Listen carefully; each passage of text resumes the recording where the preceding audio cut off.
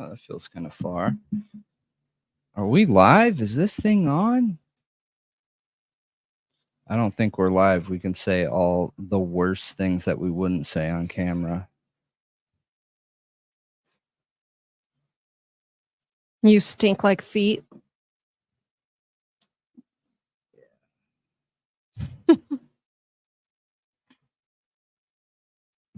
That I love baby Swiss cheese.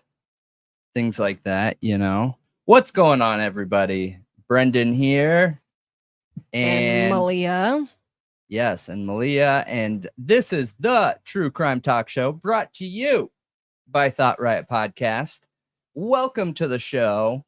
We have a good one planned out for tonight. Well, I wouldn't really say planned. This is unscripted, well, it's filtered, I guess. Man, I really need to work on that. But anyways, welcome everybody. Welcome. Giving everyone a couple minutes to come on in. I got hair on my nose. And we will get into it. What have you gone through today? What have you noticed? Do you have any new topics coming to the table? Because I know I want to touch on Sebastian Rogers. I want to touch on Idaho 4 again. I've had a night to sleep on that hearing, and definitely some things that I feel like I need to cover again, you know? Okay. Yeah, so definitely Sebastian Rogers and the Apple River trial.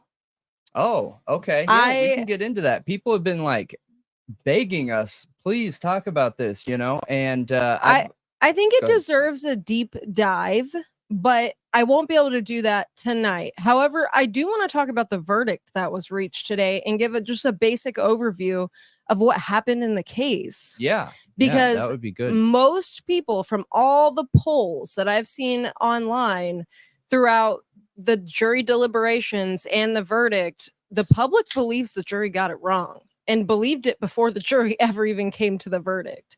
All the polls were for not guilty, not guilty, not guilty, like all of them. No way. And then the jury came back and didn't find him guilty of murder 1, but did find him guilty of reckless homicide. And then reckless endangerment of people's safety, like for the other, maybe 3 people. Well, I'm curious what the sentencing is, though, because life. He's going to be in prison for life. I mean, he's already an older man, meaning he's in there for life. They're going to appeal it. Absolutely, 100%. Yeah, but the lawyer, said he has a very slim chance of actually winning an appeal. Okay, but that's his opinion. If you get it up to the Supreme Court, though, the Supreme Court tends to side with the people more. Not with the state laws or whatever, you know what I mean? And a good example of that is, I don't know if you guys remember this case, and I don't have the names, I apologize, but it was such a big deal. There was this I think he was like in his 30s, maybe 40s, this guy, and his kid ended up being abused, not a little, but multiple and severely. And this guy literally hunted him down and shot him dead. Okay. He ended up getting reckless homicide, like a manslaughter charge. I think it was man 2. And they did time served with probation. Yeah, so he served no extra time after the trial was done. That's why I was asking, is it going to end up being a situation like that? Or are we seeing life, you know? Yeah, I don't know. I mean, it sounds like it's going to be legitimately life, but I don't know for sure. That's the impression I got from the lawyer, because I didn't get to be on like verdict watch today because I was so busy today. Today was an extremely busy day. So like yesterday, I was paying attention the whole day and I was tweeting on Twitter, and today I didn't get to do that, unfortunately. But when I heard the lawyer knows recap on it all, I was really just disappointed for a minute in our system.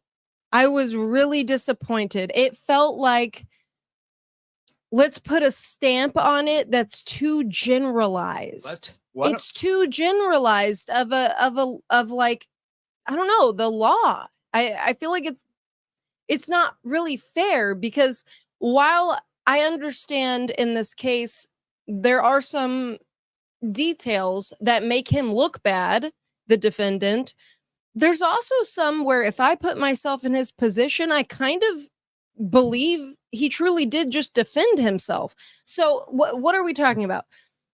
The Apple River stabbing case just concluded in the court system. The trial just finished and the jurors declared he was guilty. And this defendant is Nikolai Mew. Apple River's in Wisconsin, which I think the state might have a lot to do with it. If this had happened in a state like Florida, where stand your ground, or Texas, where stand your ground is a thing, then I don't think he would have been convicted at all. Part of the issue with the Wisconsin law is that in this situation, he was being attacked by a bunch of teenagers. Yeah. One of those was 17-year-old Isaac Schumann, who is one that unfortunately passed away. So just take a little bit more of a step back. For anybody who knows absolutely nothing about this case, we're talking about two groups of people. Well, there's actually three parties involved, three groups of people. Yeah, okay. But they all went to this Apple. Okay, you're talking about the eyewitnesses that are the separate parties. No, but I'm not. No, I'm not. For the well, hold on. I'll just give the background. Okay, and break down that they were tubing, like what they were doing. I will. Where. Okay. I will. You could have just told me to do that. Okay, so this day, Mew went to the river with a bunch of friends. Apple River in Wisconsin. They were going tubing. The defendant is Mew. Yes, they went to this river to have a good time and go floating and drink. He was asked by a friend supposedly to bring his knife, and he's an engineer. He claims this knife is like a tool for him. It's something he brings with him everywhere. He uses it as a screwdriver. He uses it, and people know of this, and this because he always has it and always uses it. So they go, and there's a situation where one of the people in his party lose their phone, and it's in a float bag, which, if you don't know what that is, it's like a Ziploc waterproof bag that is supposed to float on top of the water in case you drop it. And usually it has like a string on it so you can like wear it around your neck, or, you know, like so you can hold on to it. Well, his party supposedly didn't, and the person who lost their phone didn't really care that much. They were like, oh, it's not a big deal. Like, I'll just, you know, have insurance on the phone. I'll just get a new one. But he went out of his way to be like, no, it's in a float bag. Like, I will try to find it. I have my snorkeling gear. Like, I'll just run down the river and try to find it. And he was being nice. You know, that's what it seems like. Now, the prosecution paints a different picture in the trial. Like, he had intent. So he goes down the river and he's looking, or actually, I think the prosecution said he actually went up the river. I don't know. Again, this is not a deep dive. It's a general overview. He goes up the river, down the river, somewhere in the river to look for the phone, which that detail might be pretty important, though. So if you guys know it, definitely comment in the chat if you know which direction he went. But he runs into a group of teenagers and he tells them, according to him, he says, I told them I was looking for a phone. According to the teenagers, he said he was looking for little girls.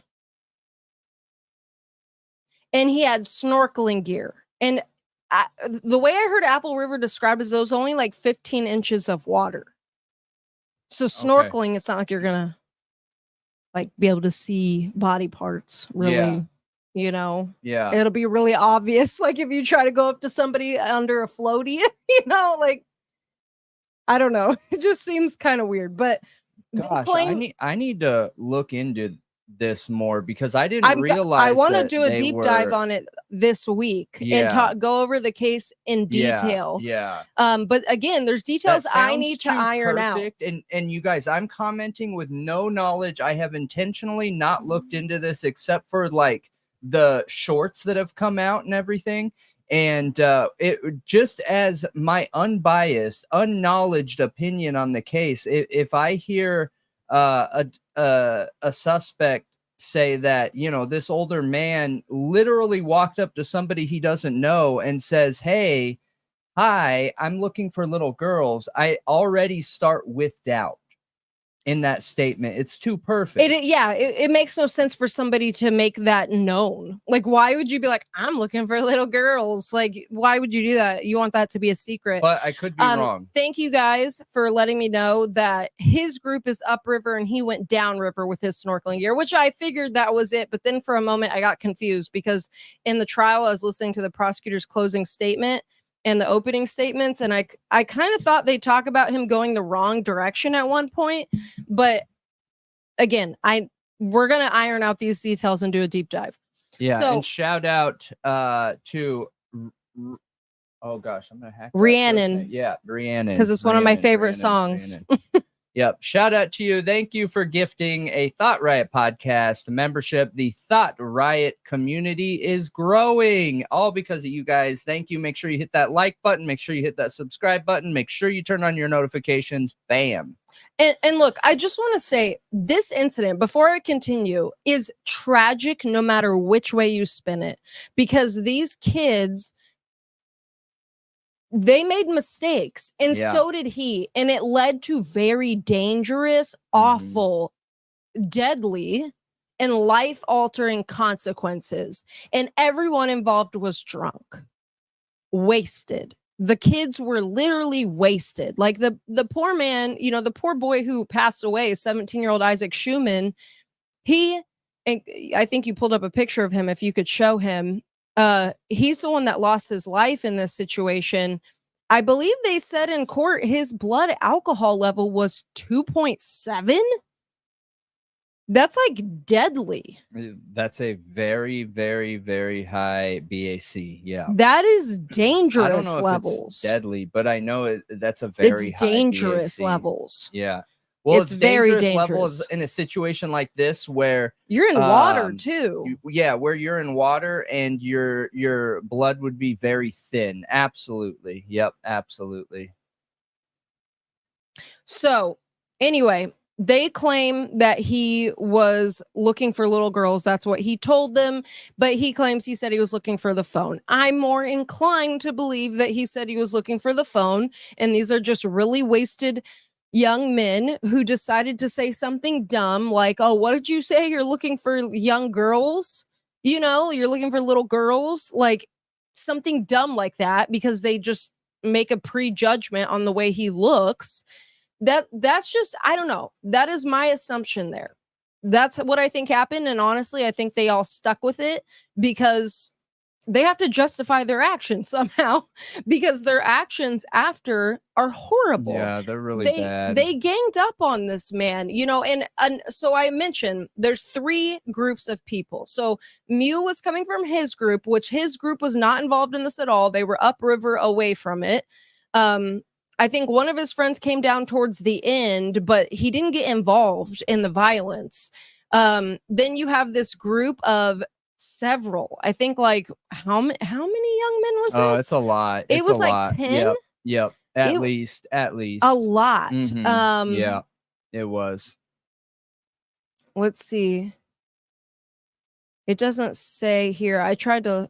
It's okay. I would just move on. It's a lot. Yeah, it's a lot. It's double digits, I believe. So anyway, they start harassing him. There's a point where he goes to walk away, and maybe if he had walked away in that moment and not come back, this would have never happened, which is part of the reason why I kind of understand why the jury is where they're at with it.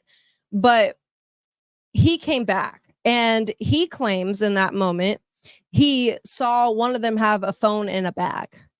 and he thought they had it, so he was trying to get a closer look. This whole time that he's walking around them, looking around them, walks away, comes back, he's not talking, but they are badgering him. They're like, calling him, a pedo, all kinds of things, and really just being really mean, like super, super, super, super mean. Yeah, I do know. It's a really, really poor representation of humanity in general in this moment, and all parties acted embarrassingly. So the videos floated around online. If you have not seen it, it's very much out there. I don't know if we're going to play it, even if we do the deep dive. Might only show screenshots. Yeah. Based on everything I've seen, I just want people to understand that I am not taking a side here. I think both sides, I look at both parties, and both parties I cringe at. Okay. But they were pushing an old man down. They were pushing him down. Gray in his hair. And you have young kids, young men, right? And they're pushing an old man down. Like, look, is that what our society has come to? That we are shoving our elders down? You know what I mean? However, do I agree with what he was doing? And do I agree that he should have not, reapproached them after he realized, like, whoa, these kids, it's mistakes on all sides, you guys. That's why I'm not saying I am not taking a side. I need to really dive into it before I have an opinion on it. I just know, based on what I've seen, both parties, I'm embarrassed. It's embarrassing for both sides. They both were acting foolish. Yeah, nobody won in this situation. Everybody lost. So basically, while this is all going on, there's adults on the shore that are hearing all this, saying, this guy's a pedo. This guy's a pedo. Like, being. I mean, that's obviously going to get a lot of people's attention, that they're screaming this. And these two girls, women, not girls, women, grown women, come over and start yelling in his face, telling him to leave. And he claims at some point they're touching him, like pushing him and touching him. And there's a point where he tries to push her away. The boys claim that he punched her, but none of them in their witness testimony actually remember seeing that with their own eyes. Now, Mew claims he did push her or shove her away, not punch her. Mew is this man here, the defendant, you guys? Mm-hmm. So at that point, that's when this gets really, really violent. And that's when you see probably the part of the video that I've seen. Boys that start coming after him and punching him, and they start shoving him underwater and holding him down because he falls down, and then they're just holding him there and pushing him, and it's really bad. And he's feeling for his knife in his pocket essentially over and over, which is part of the reason I think the jury felt like there was intent there. Yeah. And then he pulls it out, and as they're coming towards him, his arm goes up, and it goes in to. Yeah. Well, he stabs. I've seen that part too. I believe it's a stab. I don't think it's an accident. I think that he was afraid. I think he maybe with the barriers between the two of them, but it is a full-on stab. But at any point do you feel he approached them or went towards them, or he only reacted to their advances? Listen, I don't want to get into too many details because I'm not about telling on myself, but most of our viewers know about my background in history, and I was a troublemaker when I was younger, and I was hanging out with people that were troublemakers and older, and I always hung out with older people. Okay. There is a way to defensively pull out a knife and cover your 3-foot area, protect your area by not letting anyone attack you without actively stabbing. So I don't know. There's a big difference between actively trying to approach and stab than it is like stay away. You know what I mean? Like, you get in my personal Right, bubble, you're gonna get caught. You're gonna get cut. Right. You know? He never threatened them with the knife to make them run away. Correct. He literally just pulled it up as they're coming towards him and stabs them in the belly, every single one of them. And they showed their scars in the courtroom, and they were literally disemboweled. Like 4 of them, well, all 5 had severe injuries to their abdomens, and 1 lost their life. Yeah. Which was Isaac. Yeah. And it's really, really awful and sad. Like, you hear the screaming, people start realizing what's going on, and they're screaming and like, oh my God, is this real life? Like, I hear one young man in that video saying, this can't be real. This can't be real.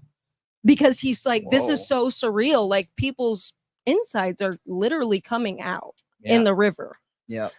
Which is, I mean, imagine that, a nice day on the river, and all of a sudden it literally turns into like a horror. Look, I hear you.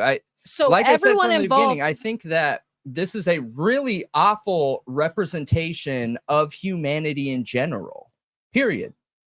Oh, it's just, it's something else. Okay, it's something else. We'll have to do a deep dive into it. We do. But I see arguments from both sides. Like, I see the argument that he never advanced any of them. Like, he did come back, but that was not with a knife to hurt anyone. That was looking around, and then he pulled the knife after they were like punching him. And no, I take that back. He pulled the knife before he got punched, but he was just holding it there. And then as they punched him, he did. I think he did it. From my understanding, just based off, like I said, the shorts I have seen, I really have not dove into this. There was a short that came out that talked about it. It showed the replay of, I think, the first stab, where it's a half fall, him getting up, stabbing, and some people had some questions around, was that initial stab even intentional, or was he just trying to get up and grab? And it was intentional, 100%. I don't believe anything having to do with that. Again, I've been in situations where I've had things in my hands, and I've gone to fall, or I've gone to grab something, and you drop it immediately because you're not trying to keep whatever's in your hand while simultaneously grabbing. That's all subconscious nature within ourselves. And he just would have dropped it at that point. He didn't. He followed his, like, a military standard training that you go for the core, the biggest area. And he did that. Yeah. So one thing with this is when this is all over, okay, he runs back down the river to his friends. They're asking him questions. He literally answers nobody. He tells no one and says he wants to leave. They walk back to the car. The cops, emergency responders are there. He doesn't check on anybody. He doesn't go look. He doesn't go tell the cops, hey, this is what happened. He evades the police and then lies to the police. He even threw the knife on the riverbank and lies several times throughout this process when he's arrested and, he's interrogated, and he has no remorse, it seems, for what he did. I don't ever see him saying, I didn't want to do this. I was so scared. I was, you know what I mean? Like, that part of this does make me feel like it was all intentional. He would have been a much better situation if he would have straight up just made a call honest and been like, hey, I had to do what I had to do because I was being attacked and I had to defend myself. And, and that's if he had been honest from the gave them that knife, was like, hey, I didn't want to do this. I was super scared. I had 15 people on me, including women, other people from other groups coming up to him, pushing me, holding me underwater, punching me. I was afraid for my life. Yeah. And look, there's a situation with a young boy in Arizona who got murdered by a group of young men like this. Like, Oh in gosh, a yeah, it's similar not the situation, first and it's thing. I not the mean, first no. time it's ever happened. We talked about that one kid that got like stomped out. So he was knocked to the ground after trying to stand up to a group of bullies because they were picking on his friend and he wanted it to stop. He was bigger, and I believe this was Las Vegas. He went over to him, and I believe he asked them to stop, and then it got verbally escalated or whatever. They ended up knocking him to the ground and stomping him out until he died. So I can understand defending yourself in this situation. However, do I think he used excessive force? Maybe. Yeah. I need to deep I dive do. into the case further to really understand every piece of it. Because what happened to these young boys? They did something disgusting and horrible too, okay? But Yeah. not as bad as stabbing somebody and ending somebody's life, okay? Yeah. Well, yeah. I agree 100%. So I just have a hard time saying like stabbing someone and ending someone's life, because I feel like if you're in a situation where it is where you're matching someone's aggression, I do believe it's okay to defend yourself. Yeah, I agree. However, I don't think this was a situation that was matching that level of aggression. You know what I mean? I don't know. It's a lot of people Nobody had a pushing you weapon. and punching you, though. Again, it doesn't change the fact that I myself have been in situations where you do not have to go on the attack with a weapon. You can defensively hold a weapon and get out of the situation. Threaten people with it. Do not come near me or I am going to cut. Do not come near me or I am going to cut. And that didn't happen. Okay. Like I said, the stabbing motion is aggressive. It is advancing. It is attacking. Okay. I feel like it could have been done very differently if he wanted to get out of there. Yeah. So yeah, I don't think there's a right answer here. I don't think anybody's going to come to the right answer here. There's a point where in the video it looks like he's smiling when this is going on. Like, part of me really kind of feels like he just snapped. Like and that's why he came back. He's like, I'm gonna show them.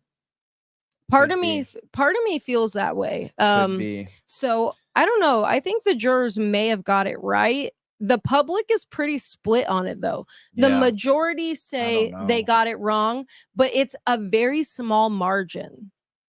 Yeah. It's like 53 believe the jury got it wrong and 47 believe they got it right. Yeah. And I see some people saying that, when you're in defense mode, I guess that's one thing that you could have looked into in his background is the more stressful situation somebody's in, the more trained you are into handling those situations, the better you're able to control your emotions, the adrenaline that comes with it, the shakiness, the decision making, all of those things you become more and more used to. Does he have any situations that showed that he was calm and collected in that situation, or was this a first where he's ever been attacked like this, and it's a better understanding of why he snapped, made decisions that he wouldn't necessarily and or normally make? Some of the explanations he gave on the stand also were just a little unsettling for me, even though they're so minor. Like, I just pick up something a bit odd in him, if I'm being honest. And I think if I were in a situation like this where I had to defend myself and I hurt 5 young people and one of them isn't on this planet anymore, and I'm knowing how drunk they are and that they were making a mistake, I would feel horrible about it. Because I believe people can change. I believe people don't stay that way. Like, teenagers are sociopaths, okay? They are insane, but they grow up and become adults and their brains develop and they learn from their mistakes. Yeah. I hear you. I don't know. I believe, okay, this is a very surface level opinion here. So this is not my commitment on the opinion, but I would feel bad. I believe that he absolutely needs time. There is no way around that. Do I feel like it's a straight up life sentence? I don't know my opinion without knowing his background. One thing I can tell you is I personally would never be in a situation, whether it was 10 people against me, whether it was 20 against me, whether it was 100 people against me. The last thing in the world that I am going to do if I have a weapon is proactively stab, because that then causes everybody else to attack. Okay, my Does number. it? Oh, absolutely. Or would people start running no away? way. I If- think one if of the my issues is people friend didn't was being realize it was hurt, happening. If my friend was being hurt and I knew we had the numbers, my number one goal would be grabbing that arm and, probably breaking it. Nobody tried to do that. I hear they you. didn't realize what was happening. Right, because they were drinking. I'm talking in a perfect situation here, right? But I'm saying that never would I ever do stabbing motions when you're outnumbered like that. I just don't agree. However, I'm saying that from a very subjective perspective, understanding that not everybody thinks clear in those situations. It all depends on what situations you've been involved in, how many times you've had to deal with situations like this. I understand that, Yeah. It's a difficult one. It truly is. And I think the polls of I took some screenshots of polls on Law and Crimes channel when this trial was going on, and there's a lot of votes on those, a lot, thousands upon thousands, and how split the public is something else, man. Yeah. It shows you it's a difficult case. Yeah. This is, if there's any case that is expected to be split, it's this case. So, I mean, I get it. I understand it. Yeah. Anyway, so was that the total update? Yeah. We'll do a right. deeper dive into the details of it if everybody wants us to. Yeah. So he was convicted. He got a life term. Well, he hasn't been sentenced yet, I don't think. Yeah, but he was convicted of homicide. And he's expected to get a life term. Oh, yes. He's expected to get a life term. I don't think he's sentenced, is he? I don't think so. 20. But yes, he's convicted. Ish. Okay.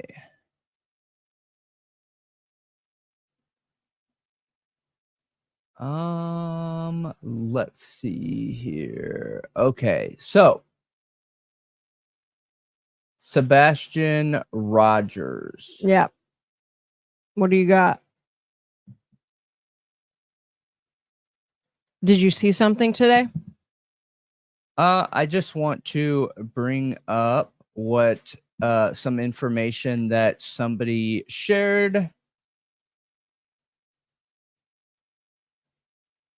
And I think it's good information to know. It's not confirmed. And by not confirmed, I mean, I myself have not confirmed this information. So, all right. Let me pull up this picture here. So, Sebastian Rogers.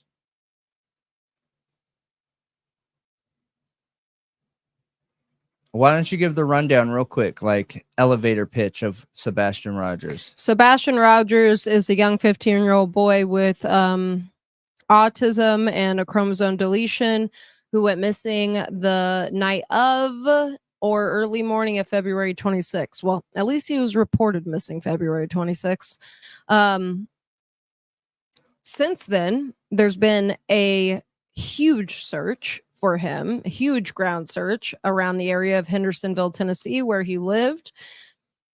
His stepfather and mother, who he lived with, have packed up and went and lived in their camper in Mississippi now. And, this case is really, I don't know, confusing. There's no updates on it, sadly, since February. There's really nothing to go off of. Nobody has any clue what happened to this young man. And it's really, really sad. The night he went missing, his mom said that she heard a thud in his room about, I think, an hour and a half after she told him to go to bed. And she told him, go to sleep. And he said, okay, which she changed her story because originally she never said she heard his voice back. But she was the only one at home that night.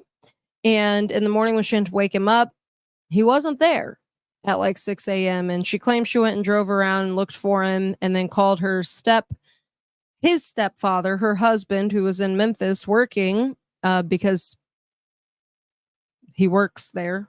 Yeah. It was like he's like a contractor working on, I think, some kind of expansion on St. Jude's Children's Hospital. And he had been there for like a month at that point. And then they called the sheriff's department, not 911, on three-way together. Also interesting, she was on the phone with her husband from the time she told Sebastian to go to bed till midnight when she went to bed. A 3-hour phone call, which we've kind of called into question. It's kind of interesting. A lot of people, I think it is interesting. A lot of people feel like Katie Proudfoot and Chris Proudfoot are involved somehow because of the inconsistencies of their statements. There's a lot of weirdness, questions there. There's stuff, with punishment that is a little sketchy. Chris Proudfoot's past that's a little sketchy with an ex-wife and, domestic violence essentially towards kids. And also, Sebastian, unfortunately, had been SA'd in San Diego around the time Katie and Chris Proudfoot first got together, when Katie Proudfoot and Sebastian's bio father, Seth Rogers, got a divorce. Katie and Chris moved into an apartment together, and they allowed a young boy to come stay with him. Well, come play with him. That was about 5 years older than him, and he got SA'd. And that's been one of the biggest updates in the case so far, finding out there was a lot of troubles going on with this young boy. Yeah. They claim that he left of his own volition, barefoot, in his jammies with a flashlight. And there's no scent trail by a dog that we know of, because that's what the cops are telling us. Yeah. And real quick, I just want to let everyone know, because I know I think we just have like over 1,000 viewing. So on YouTube is really where we have the most active chat, you guys. So if you want to come chat, you can come on over to YouTube, and I will put that link in the video here. And I mean, you can honestly be on Twitch, Twitter, YouTube. I don't know if Trovo does, but let me see here. I'm gonna put it in the. Oh wait, those platforms that don't have chat aren't gonna get that. Okay, just go to YouTube. That's so lame. Go to YouTube and search Thought Riot Podcast, and you can find us in there if you want to join the chat. If not, just hang out with us. That's great. Okay, so I think that is a really good explanation. And what I have up in the screen, because we've covered this quite a bit already, right? And we continue to cover it, and we just want this kid found and back home. The statistics aren't looking great around his return. However, his birth father, feels like he's still alive. Okay, could that just be parent hope? I don't want to knock that hope down. So I don't know. I have no idea. Okay. But if he believes that he's still alive, look, he could know more than I do. And maybe he has a fatherly feeling. I don't know. But I hope he just gets returned home. But what I have here was posted by one of our longtime viewers, Lizzie. And it was posted on Twitter, and we'll post our Twitter in the chat here. Do you want to pull that and post it? Sure. But They said that they called the Sumner County Sheriff's Office and started asking some questions, which is interesting, right? Because one, Sumner County is publicly owned, so it makes sense. But this is interesting. I just want everyone to understand this is not verified information by me, you guys. We at Thought Riot Podcast have not verified this ourselves, right? And it's not an offensive statement saying that what Lizzie was saying isn't true. I just don't know, because everything that I present, I try very hard to make sure people know when we have verified information directly from a court or law enforcement, which isn't always verified, but some kind of legal entity. This is not. So we have one, the mother called the stepfather who was out of town. The stepfather called the Sumner County Sheriff because he was out of town, and had he called 911 where he would have been directed to that local agency where he was located out of town. This eliminated confusion and expedited the process. Note, this confirms that Chris Proudfoot was in Memphis or wherever he was out of town at 6:30 a.m. ish. Yeah. It confirms his phone was, but yes. All calls to Sumner County Sheriff are recorded. All calls are recorded. So that's interesting. So that means they have a recording then. If this is true, right? If this is true, you guys. 3, here's how it works. If you call Sumner County Sheriff, calls directly to the agencies will be routed through a phone tree to ECC if it's law enforcement, fire, or EMS are requested. Calls for administration, warrants, jails, etc. are laid out in a phone tree recording. And listen to so you can call that 615 number and listen to the options. It's 615-452-2616 and listen to the options. The ECC receives all calls for service for all agencies in the county. There are 7 law enforcement agencies in Sumner, as well as a multitude of fire department, VFD, EMS. The number directly to ECC is 615-451-3838. I would assume that Chris knew to call this number. The call came in around 6:30 a.m. and LE was there within 15 to 20 minutes. So, okay, interesting. That's interesting. And that's good information. I'm really glad that Lizzie posted that information. I hope that we can get this verified, though, That's my ultimate goal here, and that's been my biggest question and or concern when it comes to this case, you guys, is this confirms his phone was there, right? So if we see some kind of triangulation, we should be able to see that that entire 3-hour call the night before, you should be able to see where he's at, right? B, when they called Chris before calling 911, I'm a little shocked that she called Chris before 911, but I don't think that proves guilt. I want to be very clear. I don't think that proves guilt. I don't think it proves guilt either. They might just have a really close relationship and she depends on him a lot. You know what I mean? So it's interesting. It's interesting for sure. It is interesting. See, some came over. But go ahead. When we last talked about the 3-hour phone call and then them not calling 911, we talked about how the whole burner phone and how you'd be able to forward the call to all that stuff to make it look like you were somewhere that you're not actually, and there's really no way to trace that. It's kind of a loophole. Yep. Do you still think that's possible, knowing? Yeah. Okay. Yeah, I do think that's possible. Absolutely. Yep.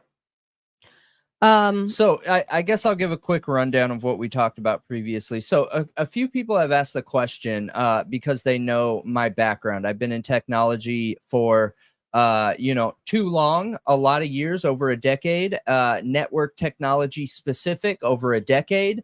So I mean that's expert level experience. And when it comes to the phone, people were asking, is there any possibility that Chris's phone could have been stationary and calls forwarded to another device? Yes, that is always possible, you guys. Always, always, always possible, because the background information like application GPS, that is phone specific. It is not network specific. Okay, so like, let's say this is Chris's phone that dialed 911, and this is the other phone. Okay, so Chris's phone is using that network to then forward that call over to another phone. Now, there's a couple different ways to forward calls. You can download an application that does it.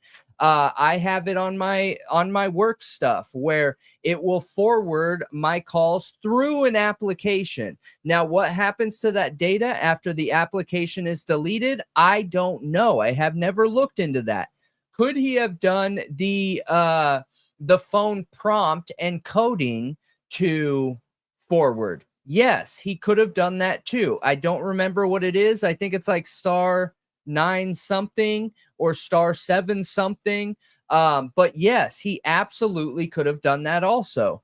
I don't know if you would be able to see that other phone every time somebody calls. So like, let's say you have your phone and a secondary phone. When someone calls your phone, you have your call forwarding set up to forward to this other phone. When someone calls, does it show that the call is forwarding to another number? I still need to look into that. I haven't looked into that, but I don't believe so. I don't believe so, because when a call is forwarded, the person on the other line making the call does not hear any change or forward or like, hang on, we're connecting you with this other device. You don't hear any of that. None of it. So I don't know. I don't know. But I think it's a definite interesting theory. And I love this information that Liz put out. I think it's good information. We just need to verify it, but it's great information, and I think the numbers on there help verify most of that information. So does call forwarding work if you're calling somebody though, not receiving a call? Because I thought call forwarding was only if you receive a call. Yeah, she called him. Yeah, but then he called the sheriff's office is what they said.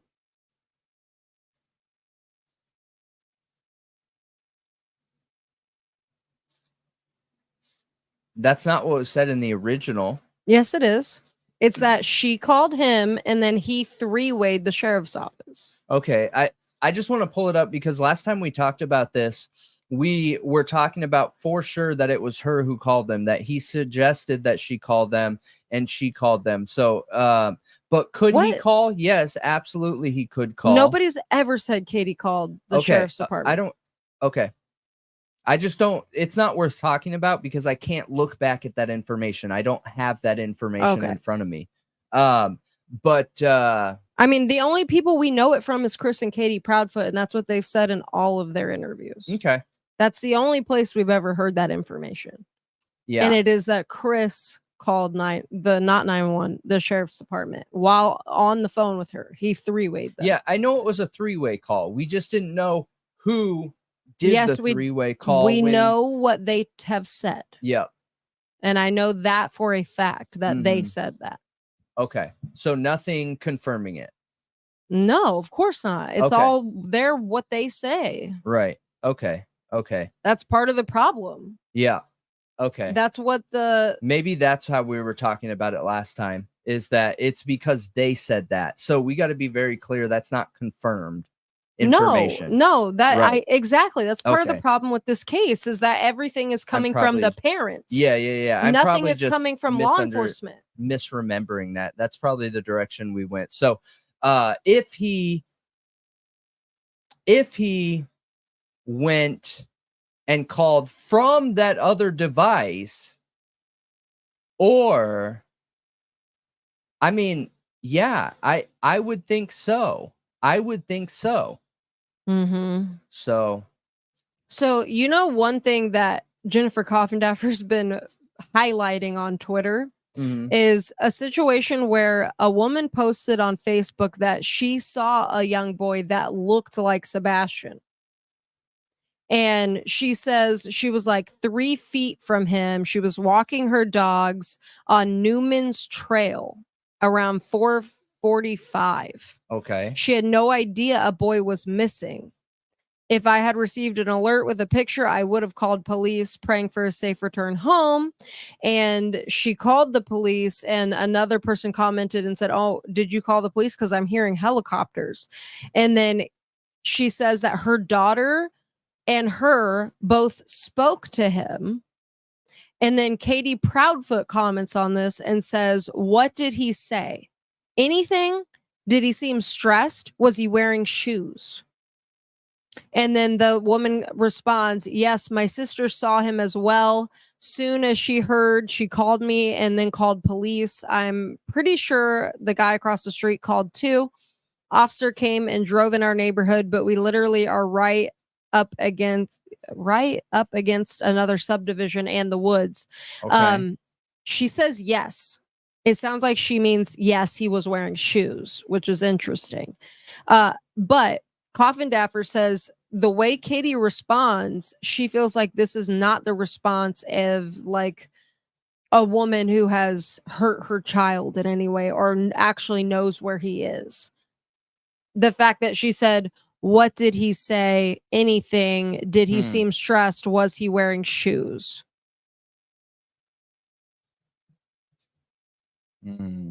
What do you think? Somebody blurred that first word out.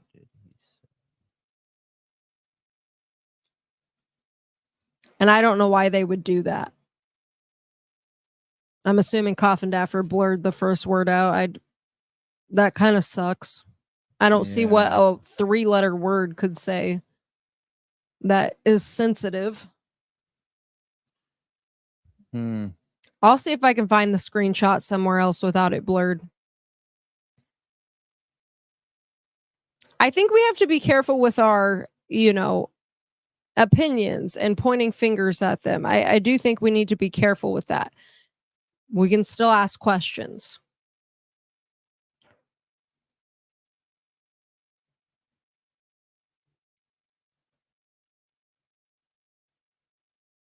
Yeah. Yeah, I agree. That just goes down one of the subjective holes, you know what I mean? Of I feel like it's this. Okay. I hear you. And I think it's great to share what we feel about in any situations. I think it's should be shared. Feelings are there to be able to share. However, when we're looking into an investigation, when we're looking at evidence, when we want objectivity, when we're trying to find an item, a person, a place, a thing, the only way to do that is by objective evidence. And unfortunately, feelings aren't objective evidence. They can help in objective evidence finding, but they aren't objective evidence. So I don't know. I'm going to continue to lean on law enforcement in these situations. And I just hope that they're doing the right thing. You know what's interesting is I'm stoked that law enforcement had Chris Proudfoot come with them for a couple days, because that makes me feel like they were wondering if he was involved. Yep, trying to get close to him. That almost makes me wonder. So let's get on this topic for a minute. The polygraph. Chris Proudfoot backed out of it, the one that he supposedly agreed to take with Nancy Grace, claiming TBI told him to not take it. Yeah. Well, Seth Rogers then agreed to take a polygraph with Nancy Grace, and yesterday was the day he was scheduled to come in and take it. Now, I have screenshots here from Facebook. If you guys want, they're from this user is their at is Purple Rain 75. They posted them to Twitter. I will repost, or no, wait. Am I on Twitter? Yes, I'm on Twitter. I'll repost it. So if you want to see it, head over there, follow us, and you'll see it because I'll repost it literally right now. And we're at Thought Riot Pod, not podcast, because they don't allow enough characters. Thought Riot Pod. Yeah. And Brendan's posting the link right now. Okay. So in these screenshots from Facebook, Seth Rogers says he hasn't gotten any new information to share. He showed up for his polygraph and took it. TBI advised him to be careful with taking the poly, but they didn't tell me I couldn't. They called me and asked why I was taking it, and I told them I was taking it because Miss Grace, Nancy Grace, asked me to. I did, but I fell asleep several times during the polygraph, so I don't know how I did yet. He fell asleep? So immediately, I feel like he's on meds for his shoulder. Did he take That's good information, though. I'm glad he came out and made a statement about it.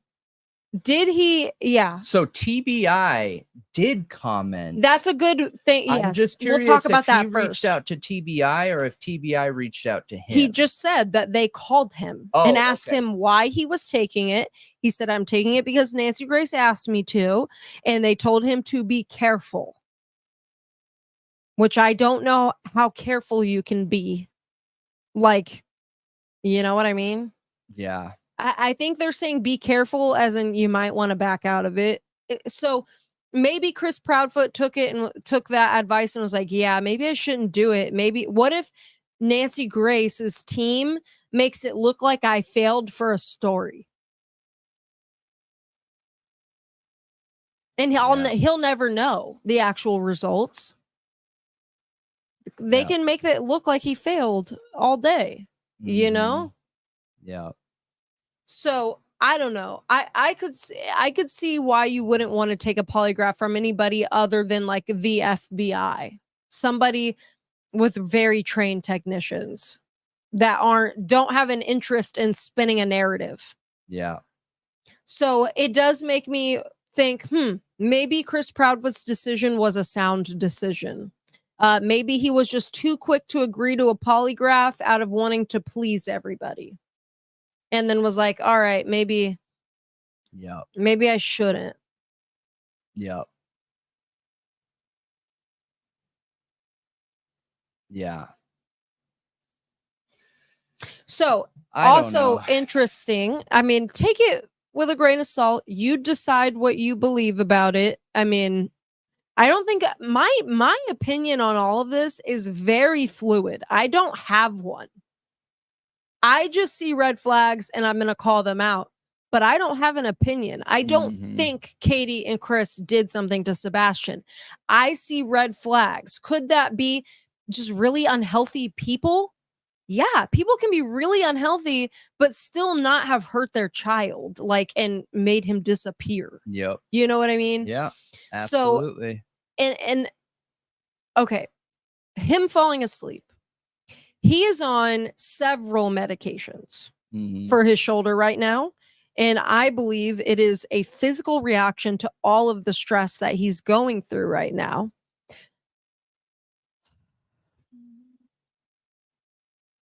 Do you think that's the reason he fell asleep? Or do you think he took an extra one to make himself be super relaxed because he was afraid of failing it? I mean, that's an interesting idea, because they will ask you what medications you're on when you show up to take it, because that can affect the polygraph. They will. And it makes me wonder what if they would continue the test if he came out and said like, hey,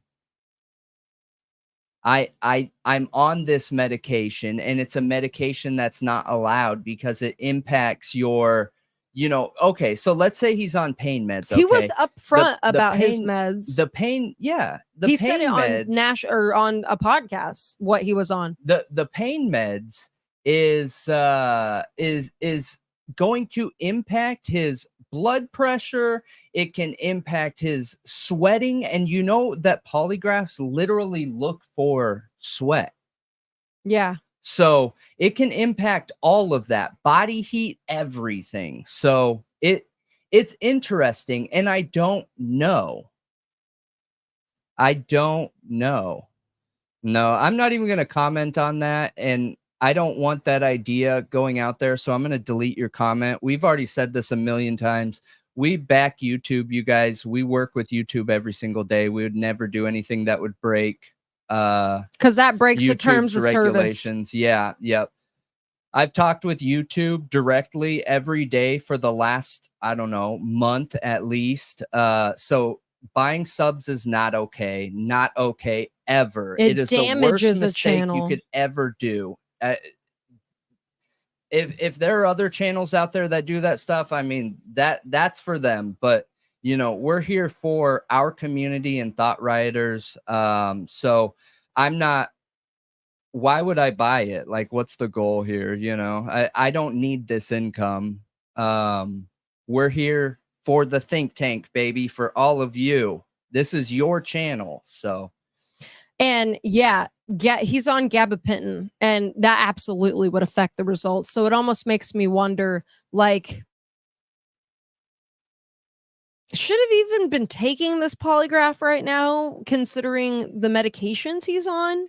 Mm-hmm. Like, could they even get accurate results? I don't know. I need to look into it. I don't know every medication like the back of my hand, but one of the things that I do know is that gabapentin does have some kind of result or impact on the body, because people that are in prison will share gabapentin. It does something to cause something. And I don't know. I don't remember any of those details. However, do I think that it can impact a lie detector test? I don't know. I would have to look into that, you guys. I'm not 100% sure. So it is, gabapentin is approved to prevent and control partial seizures, relieve postherapeutic neuralgia after shingles, moderate to severe restless leg syndrome. I know it can also be used for things like nerve pain. Yeah, so it's pretty good for nerve pain. I think out in the regular world that most people are right that it is pretty useless stuff, but I know in prison they save them up, so I know it does something. Oh no, I've seen people take quite a bit of them because it does do, it alters you warning somehow. You guys, like, never ever take pain medication that's against what the doctor has ordered. I just want to be clear when we're talking about you something don't like abuse this. medications. Absolutely not. I'm just sharing information of you know, what people do in prison who obviously have broken the law already and everything. So here's exactly what this drug does. It reduces the excitability of nerve cells, neurons in the brain, which play a role in seizures and transmission of pain signals. Gabapentin mirrors the effects of GABA calming excited neurons. What does that even mean? But it's in a class of medications for like anticonvulsants. But again, it's really good at controlling nerve pain. Yeah, that is the only time actually that I've seen it prescribed, is the people that have like messed up backs and a significant nerve pain. So can that nerve pain though, or can the numbing of those nerves impact the way that the test results would? So some of the common side effects: tiredness. He was falling asleep. Yeah, I'm diabetic, so I understand that you're already going to have nerve issues already, but I don't know if that's going to impact the test. Right. You know? No, I do think it will. For one, it's calming the neurons in your brain. I mean, I think it could, and it causes tiredness. It does cause an altered state. Dizziness, headache, nausea, vomiting, fever, difficulty speaking, recurring infections, memory loss, weight gain, movement problems, eye problems. I think the most important one there is feeling tired. Yeah. And he was falling asleep. Yeah. I mean, there are some really serious side effects of it sometimes, but So has there been like a clear result given on that? Because no, listen, there's been no official results put out here, but also on this post that I reposted you guys, if you want to see it, go to Twitter. I don't know who this is coming from because they blacked out the name. okay. But listen to this. It Uh-huh. says someone asks, have we heard anything on the polygraph? And then somebody posts, oh, there's a name right there. Crap. I'm not going to say it though. You can see it on the picture. Okay. Go check out our Twitter, you guys. So, and that could be the person that took the screenshot. Okay. But it says, we had a PTO meeting this evening, and one of the moms, her daughter is an intern with the show's works with Nancy Grace. Okay. Well, she said that rumor around the office is that Seth failed his polygraph. Total fail. And now Nancy's team is doing damage control, and Nancy was cussing because she was mad. She finally told them polygraphs are not reliable anyways, so we'll just have to be fair and say it's inconclusive. She said Nancy's team was pretty mad. They don't like him because he was rude to them not long ago, so they refused to cover for him. He has not been rude to anybody. This sounds like the biggest drama ever. And listen, it sounds like a lie. I might believe that if they didn't try committing to the rude thing after. In my opinion, that sounds like ego. That sounds like Chris somebody Proudfoot, not Seth. I don't want to put a name on that, but I know that was really petty of me. That situation, because everyone talks about him being so nice, because everyone talks about him communicating and being open with the general public, which in my opinion, that's exactly what you should do when you want help from the general public and population.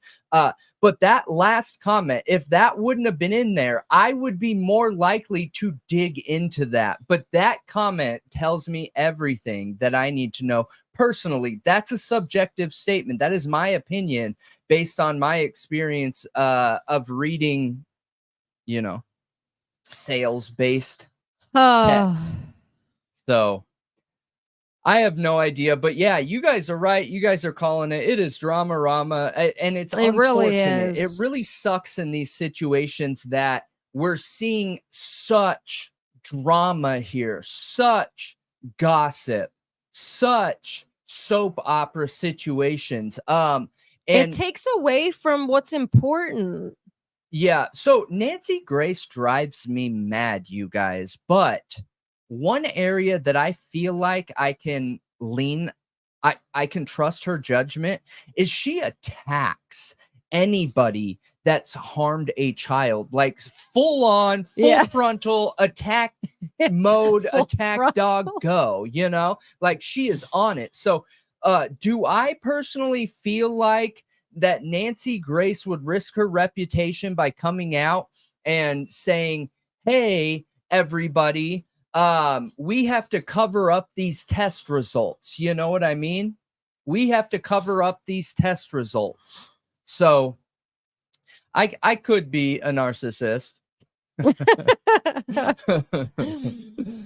I mean, I do have respect for Nancy Grace for her experience and what she does, even if I think she gets things wrong and I disagree with her. And, I think that she gets paid to say certain things sometimes.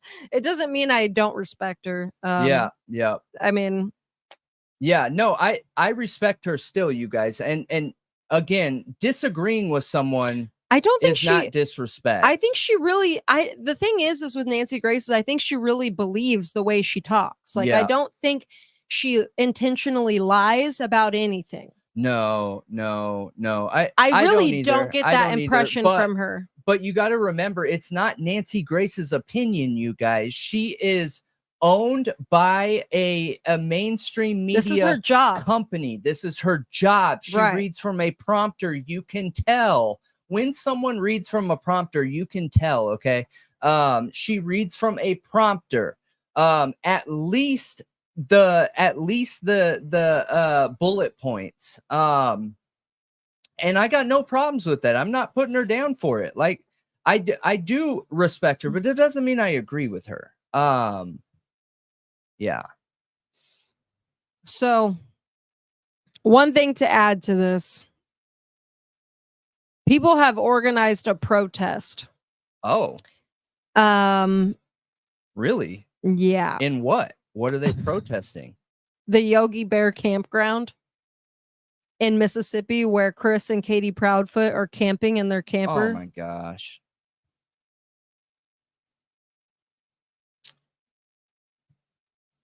How is that helping? Yeah. Listen, there's this comment that keeps coming out, and people keep saying that you don't look for something that's not lost, okay? And the reason why I think the Proudfoots are taking the majority of the doo-doo right now from the public and everybody is because of the amount of red flags that are stacking up against them. I truly believe it is the amount of red flags that are stacking up against them. It's one thing to have a red flag, okay? It's another thing to have your partner have a red flag, but they have many, and they continue to stack. And they have continued to not look. They have continued to be a part of this weird, I don't know, character protection response act where any of the information coming out from the birth father, they're responding to him directly instead of having a focus on their lost child. And in my opinion, I feel like they could have got their opinions out there in a much better way. They could have done it in a way where they've made their disagreement with the birth father very clear while still being able to present and apply their own opinions as adults. But well, look, when a kid goes missing, guaranteed it is going to tear a family apart. Yeah. Guaranteed. Absolutely. You know what the divorce rate parent is after a child death happens? It's like over 50%. It's very high. Yeah. Because somebody wants to point blame always. Yep. Yeah. Absolutely. I mean, look, kids are like the most important thing to people. Not their partners come second to their kids. So yeah, like kids really will tear relationships and families who already have tension. Okay. Yeah. It's going to obliterate that family. Mm-hmm. I think this is expected for them to not get along, unfortunately. I don't see them not getting along as a red flag, but the like cutting him off was a red flag. The picking up and moving to Mississippi, basically, and talking about putting your house on the market, which is not confirmed, but the camping in Mississippi is a red flag. Look, I posted this on Twitter the other day.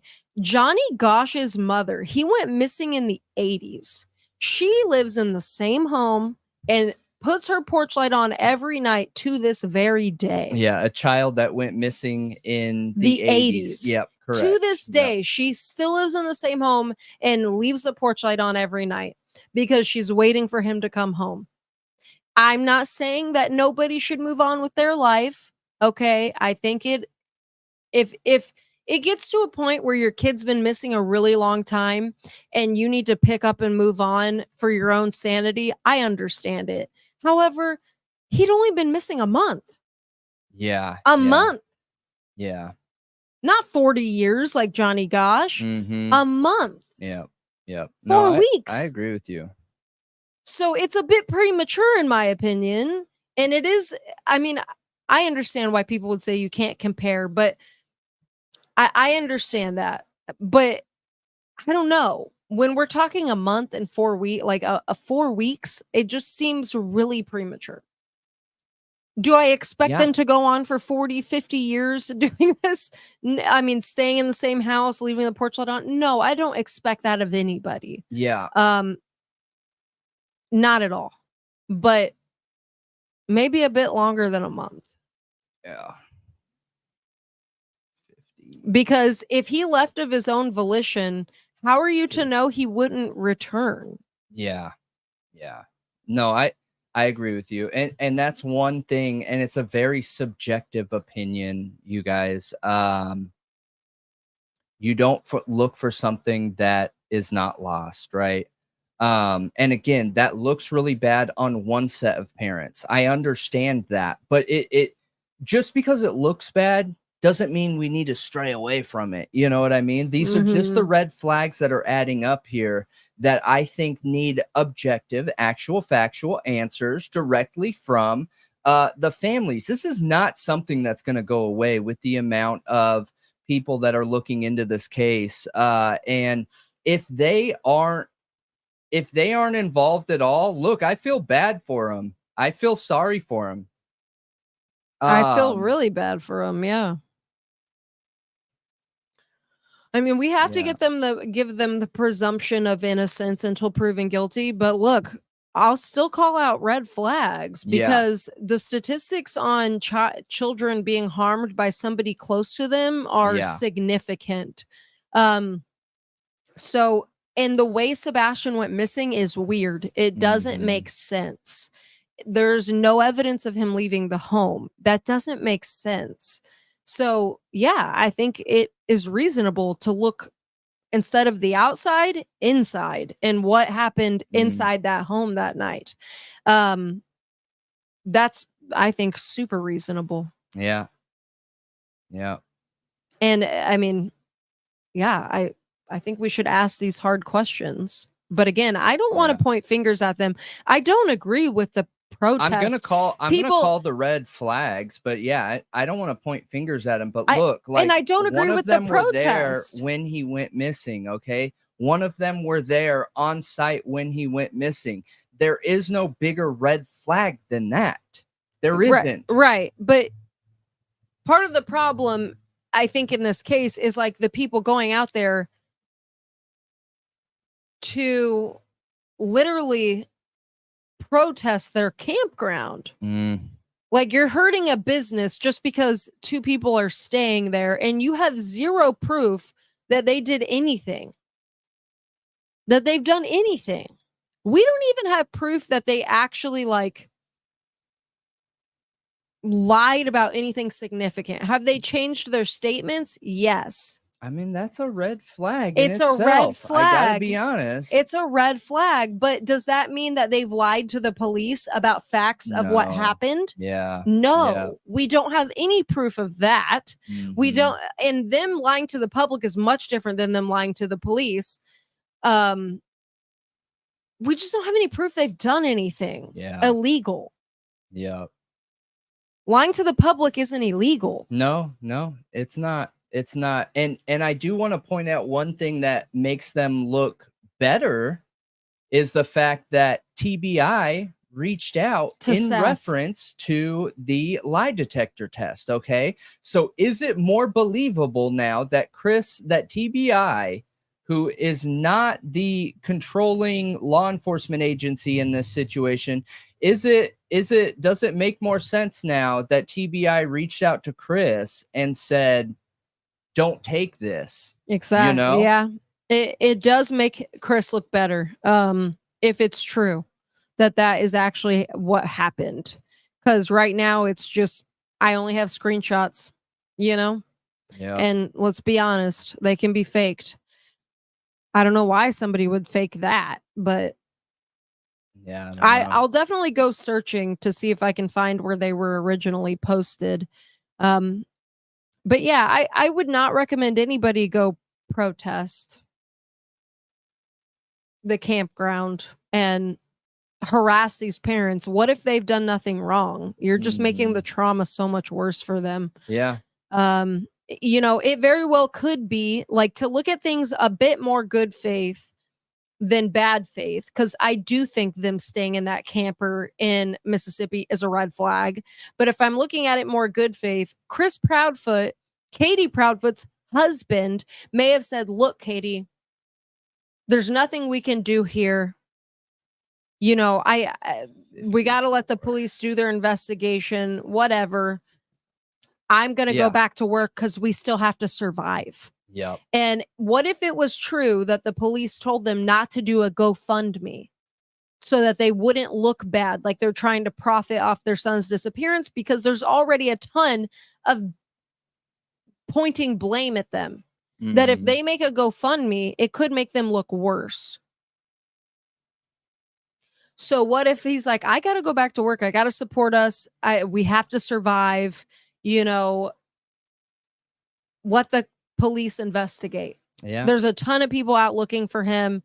You know, Listen, we're getting death threats. I'm going to go back to work. And she's like, well, I'm not staying here alone when people are threatening to kill me.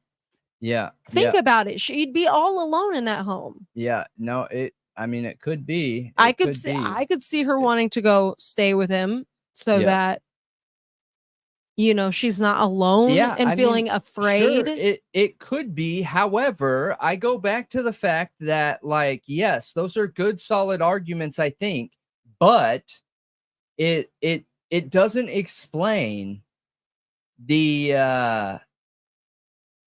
a parent not being willing or wanting to stay there in case their child shows up.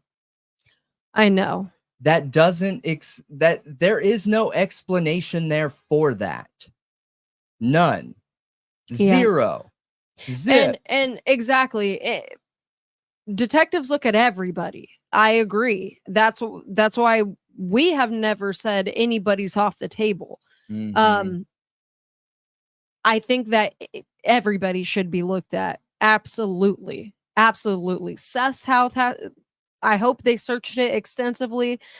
I hope they checked his phone, which I believe they did. I think he said they took his and Katie's phone. But again, this is all word of mouth from the parents, which I can't stand about this, because really it means we know nothing. Yeah.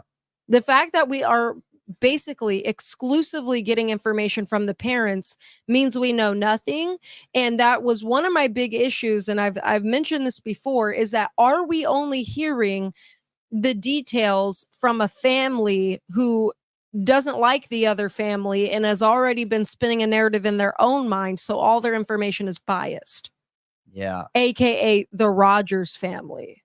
And I don't blame them for them feeling that way. Yeah. However, when they're coming out with information on a case and we're listening to them, we can't really take it as fact, and we have to understand it could be very biased. Yeah.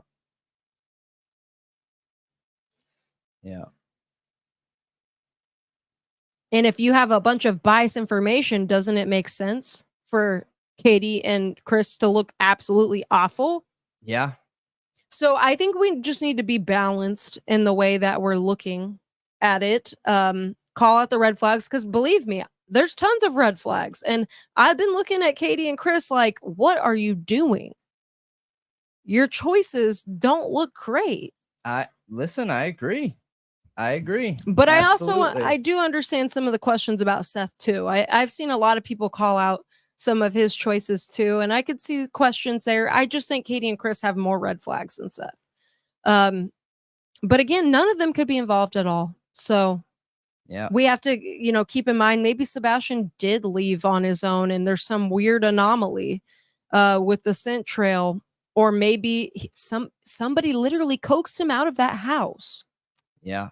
On Minecraft. Like, did his parents understand that he could join public servers if he had internet access on Minecraft on his Switch and chat with anybody? Did they understand that? I mean, I think that's where law enforcement comes in, and that's how I would expect law enforcement to say, hey, let me see all the technology in the house. Well, let me see all the it sounds like they did game systems. Yeah. But here's I the understand thing. they did, but we would have a lead, you think? I still have a question around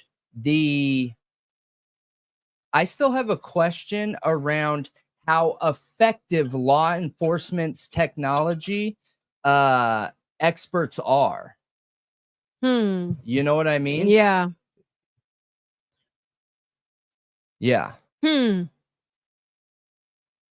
I still have a question around that. So, Because again, what are they looking for? Not everything can be found in the device. So what I've also been hearing is that Katie Proudfoot worked for Brinks security. And apparently over the last day, there was a Brinks security truck in their driveway. What could that mean? Is their keypad lock a Brinks keypad lock? Are they changing the code? I think I've read in multiple places that they don't have a security system. They don't have one installed at all. They said on Nancy Grace and other times they have 0 cameras. The only security they have is a keypad lock. Yeah. That's it. Shoot, I forgot to match that. Yeah, there's a second van in the driveway, though. I told people have been neighbors have been taking pictures of the home like every time they see something and sending it to different people online. So, yeah, every time there's a car or anything, you see it. Yesterday, I told you guys that I would match the memberships. I apologize. I don't know if that was why earlier. So, totally forgot until now. My bad. I forgot. But yeah, no, I'm right there with you. I have to go to the restroom and then we'll start digging into some Idaho 4. So to get you guys, make sure you share Sebastian's face everywhere, anywhere and everywhere. It's really interesting, the sightings. There's a couple sightings that are like, whoa, like, is that possible? One is this woman that I talked about earlier saying she saw him on a trail. But anyway, share him everywhere, because again, like that woman, she didn't even know there was a missing kid until after. So had she known when she walked up to him and saw him and talked to him, she could have called the cops right then and there and made him stay there or followed him. Her knowing later means she didn't know where he went. So sharing his face anywhere and everywhere to, get people's attention on it. So many people don't pay attention to this stuff. And because we do, we think everybody knows about it, but people don't. Yeah. A lot of people don't know and don't pay attention. Yeah. All right, I gotta go to the bathroom. I'll be right back. Okay. So to get on the Idaho 4 topic, though, Andrea Burkhart recently, and this was just funny to me because somebody just left a comment on one of our Twitter posts about the Sebastian Rogers case and said, I don't think there's any white hats in this situation. And then I saw Andrea Burkhart say something about white hats and black hats. And I was like, why is everyone suddenly using this terminology everywhere? Am I missing out on something? I know what it means, but like, why? I didn't expect. I don't know. It's just weird. Synchronicity shows up at odd times in my life. Andrea Burkhart is a real gem. Let me tell you, I adore her. She's a real gem. She's incredible. That's for sure. So we're going to be talking, I guess, going over, and I don't know what Brendan is bringing or what his thoughts are about the hearing yesterday. We did a very long stream where we watched the whole thing and then recapped and gave our thoughts, like initial thoughts afterwards.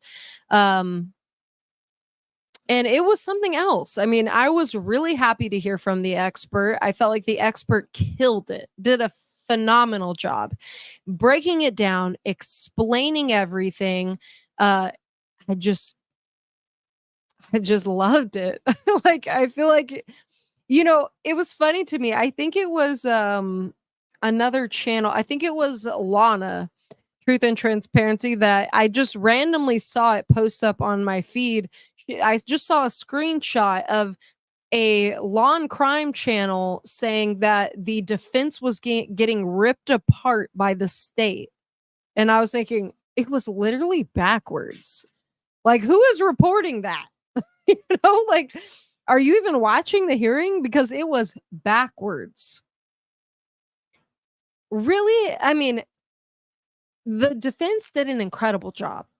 Ann Taylor, and I found out from Andrea Burkhart, Massith, that's not how you pronounce her name.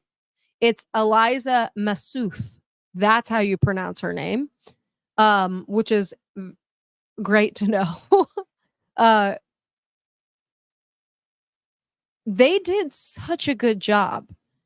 They literally tore the state apart. Bill came with nothing to refute anything. He brought no expert. He brought no evidence. He brought nothing. So really, we heard all the defense's side, and we just heard nonsense coming out of Bill Thompson's mouth. Like total nonsense. So they did a really, really good job. They brought their A game. He did not. Is it an indicator of what we're going to see in trial? Maybe a little. Maybe. I think that it was interesting seeing them argue and hearing objections and Bill Thompson trying to object but not having a legitimate objection. He said he was concerned. That was his objection. I know. Objection, I'm concerned. I know. That's not an objection. So it was tough, and I gotta be honest with you. And it was really interesting hearing them say what was false. Yeah. That the social media following's false and the stalking is false officially. Like those things are false. Yeah. Yeah. Which is funny because that is a massive violation of the gag order. Oh yeah, no, absolutely. Massive. Absolutely. Massive. So,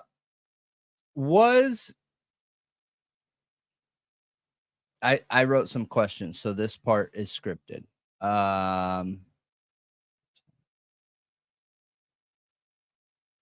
Okay. So one thing I wanted to say is in the hearing, okay, I legitimately felt bad for Bill after I rewatched it again.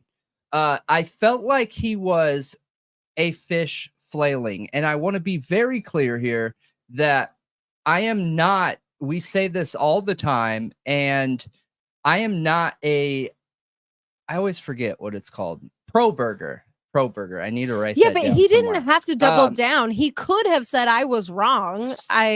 Yeah, but so let the survey continue. I was wrong. I learned something here. Thank you. Like that. Yeah, but that doesn't happen in court. So I am not a Kohberger. I am not here to try and prove Bryan Kohberger's innocent. I have no idea. That's exactly what the evidence is for. It is not for me to say.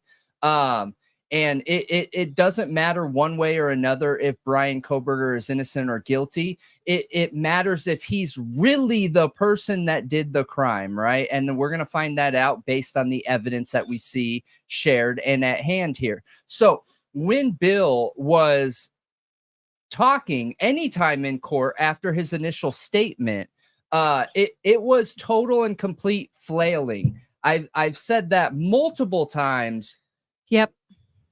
Over the last few hearings that I wonder if Bill Thompson has just been handed a giant pile of doo-doo of a case, okay? And the more I thought about this, the more I watched a repeat of the hearing, the more I felt like that could be a probability, okay? Okay. And what I mean by that is that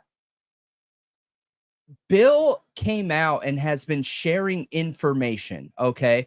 And he's making it seem like the defense is doing it, but clearly everybody knows Bill's doing it, okay? I think anybody with a half of an IQ point in their head knows that it's Bill sharing information here, right? I mean, it's clear as day. Just go watch the hearing.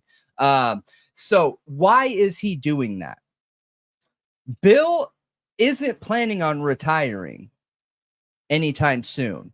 He isn't? No, there was a statement that came out about 6 months ago talking about how he some kind of plan, like After multi-year this plan case. or whatever. So he isn't planning on retiring. So this case matters to him. It is important that he either A, wins this case, or B, doesn't tarnish and ruin his career over this case. So, what could be some reasons that he would come out and tiptoe the line of the non-dissemination and share details of, in my opinion, what he should be keeping close to the chest and not talking about? I mean, I think he was trying to ruin the survey. I don't anymore. I don't. Okay, so what do you think? The more I see, the more I feel like Bill is scared. I legitimately feel bad for him. Like, it's so easy to make Bill the bad guy here, and I get that. I understand it. Trust me. If you guys watch my reactions in that video of us streaming the hearing, I was dying. I was laughing at the ridiculousness of the hearing. Okay. The whole hearing was absolutely, completely, and totally ridiculous. And I was laughing out of frustration and just disbelief at the responses and objections and the general statements being made by the state. Okay. So then I go back to thinking, Bill's not an idiot. You can look at him in other court cases. You can look at him in his responses. You can look at the technique and approach that he's had up until now. Like, you can see that Bill knows what he's doing. He's not an idiot, okay? Mm-hmm. So then what's the angle here? I think he's trying to let people know, like, you guys, I'm worried for my career. Why? Because are you serious? What are you talking about? What do you mean, why? This is literally a life-changing case, make or break your entire career case. So why and he's would been he handed not? the evidence he's been handed. Prosecutors are not allowed to gather the evidence and submit it. That is out of his hands. He can hire investigators, though. He has investigators. Has to play ball with what he's been given. The attorney general is working with him on this. They can get investigators. Correct. So did Bill gather all the evidence he's been handed? No, but he can gather more additional. Oh, that doesn't change anything. The PCA, the most known article in this entire hearing that people have been swearing their entire YouTube careers on, that this is it. This is the truth, and they're going to have so much more evidence, and it is going to be absolutely crazy, this, that, and the other. Yeah. There's not much he can do. We've watched that video, you guys. It's in one of our other prosecutorial videos talking about how uncomfortable prosecutors get when they're handed either a PCA or evidence that is a lie, or B, they don't know one way or the other. You watch that video with me on here, and they talked about how uncomfortable it is and how it makes them concerned about their own personal careers. Yeah, I absolutely think that's what's going on. I think this is an attempt for Bill to be like, yo, and if I'm forced to be here, so essentially, and I don't agree with this. He's forced to be there because if he were to drop the charges, he would be. Dude, I can't believe you're still in that idea. Like, they can drop the charges this far in. You have not even let me finish what I'm saying. Okay. If he dropped the charges, he loses. Yeah. If he continues the case, he loses. Like, dropping the charges and not even pursuing, that ruins his career. Everybody's looking at him. Charges isn't even an option. I know. Yeah. Because of that too. Like, there's a lot of consequences to doing that. Yeah. Because he could, theoretically, he will not, because he can't, because if he does that, he doesn't have a career anymore. Well, someone's going to be the blame in that. Somebody has to take that blame, He okay? and he will take the blame.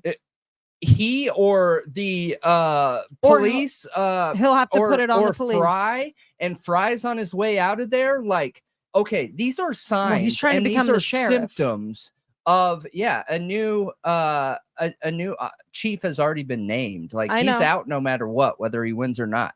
But somebody is going to have to take the blame here, and dropping the case this far in my opinion, isn't a possibility. I don't think we're going to see that happen. I don't even think it can be a choice.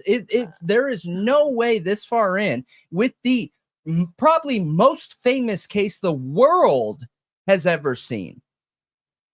It's not an option. Okay, I don't know why you're stuck on saying it's not a choice. I'm just saying prosecutors have that available to them. However, in this case, I don't think that would ever happen, because I do think he would be blamed. Yeah, no, he would take all the blame. That's why I'm arguing that point, because I don't even think that's a choice. Like, can prosecutors in theory do that? Yeah, absolutely. Can they, when an entire career is on the line, when it is the most widely known case in the world? I mean, sure, if you want to go disappear. It's a kingmaker case is what it is. I mean, whoever wins this is going to be a big deal. I mean, maybe. I don't know. Maybe. Yeah, cases that are this high. Think about OJ, his attorneys. Think about Casey Anthony's attorney. If you need a defense attorney and you want the best of the best, one of those is the best of the best. Yeah. It's a kingmaker case. Any high profile case, it's like that. Yeah, it's essentially the same argument. But yeah, I don't think there is a lot to gain here, but there's a lot to lose. That's the only reason why I'm concerned saying kingmaker in this situation, because you're talking about a prosecutor who is worried about taking the blame in this theory that I'm talking about. And I'm not saying this is true, you guys. I have no idea. But based on what I was seeing and the flailing of Bill and the attempt to not show his video image of him saying, hey, world, I want you all to download the PCA. I want you all to share it with everybody. That's why he didn't want the PowerPoint up there. Absolutely. Was because of the slide where he was saying, disseminate this information far and wide to everybody, you guys. Well, as soon as you get the PCA, spread it. Yeah. Spread the facts of this case everywhere. Yep. It looks so bad. And at that point, I don't think a prosecutor would potentially know where the status of the case is. Okay, I see what you're saying. Kingmaker, you're saying really this is... For a prosecutor, there's everything to lose and nothing to gain. For a defense attorney, there's everything to gain and everything to lose. Right. Yeah. Better representation, yes.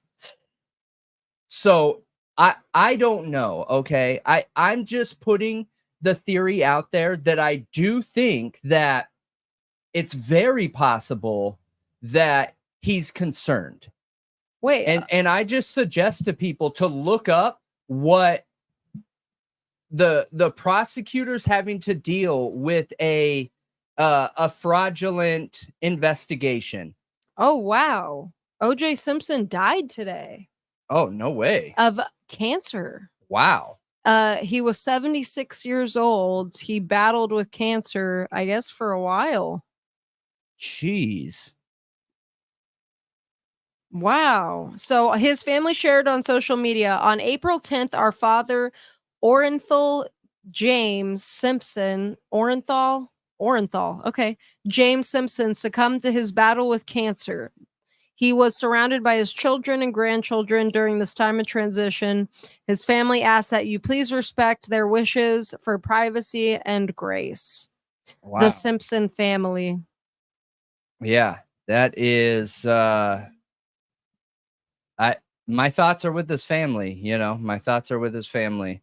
I have no idea about him being a good person or anything having to do with anything of that sort. He's made some awful mistakes in his life, and I'm not talking about the homicide trial. I'm talking about all the other mistakes. Oh, there's so many other things. What he did with the book, what he did in Las Vegas, trying to steal his own memorabilia. Like, it doesn't change that a family is going to hurt going through this regardless. So our thoughts are with his family, and RIP OJ, you know. But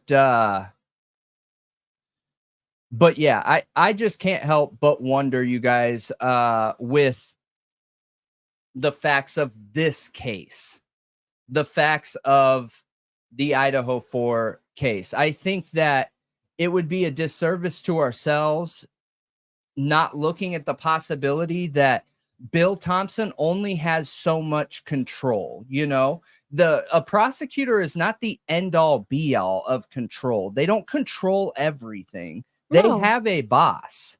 Of course. And that boss has a boss, and that boss has politicians. Like, there is a very long chain of command here. And prosecutors get put in a really tight bind when it comes to a flawed investigation. Mm-hmm. A really, really unfortunate situation. So, is this that situation? I think it's a possibility. I mean, I agree with you. Bill Thompson's, what he said, how he behaved in court yesterday, it did feel very much like flailing. There was no presentation of fact or evidence or anything. There was no real argument. It was, all flailing. Getting emotional, getting angry, like really, I mean, kind of unprofessional, if I'm being honest. I don't think it goes so far outside the bounds of being professional that he could, be reprimanded. But I mean, it's a little weird. I don't know. It's a little weird. Yeah, it was strange. I agree. It was strange seeing what he was going through. But yeah, I agree that so far Bill Thompson's behavior in this case, his choices, his actions do not say to me, I'm confident in the evidence of this case. I'm confident I will get a conviction. Oh gosh, it doesn't we've been saying that for a while. Say that to me. It says the opposite. It says he's not confident, because I believe Bill Thompson has been employing tactics for character assassination campaigns and leaking information to the public. And that's just my belief. It could be totally false. Well, we don't even know if it's Bill Thompson.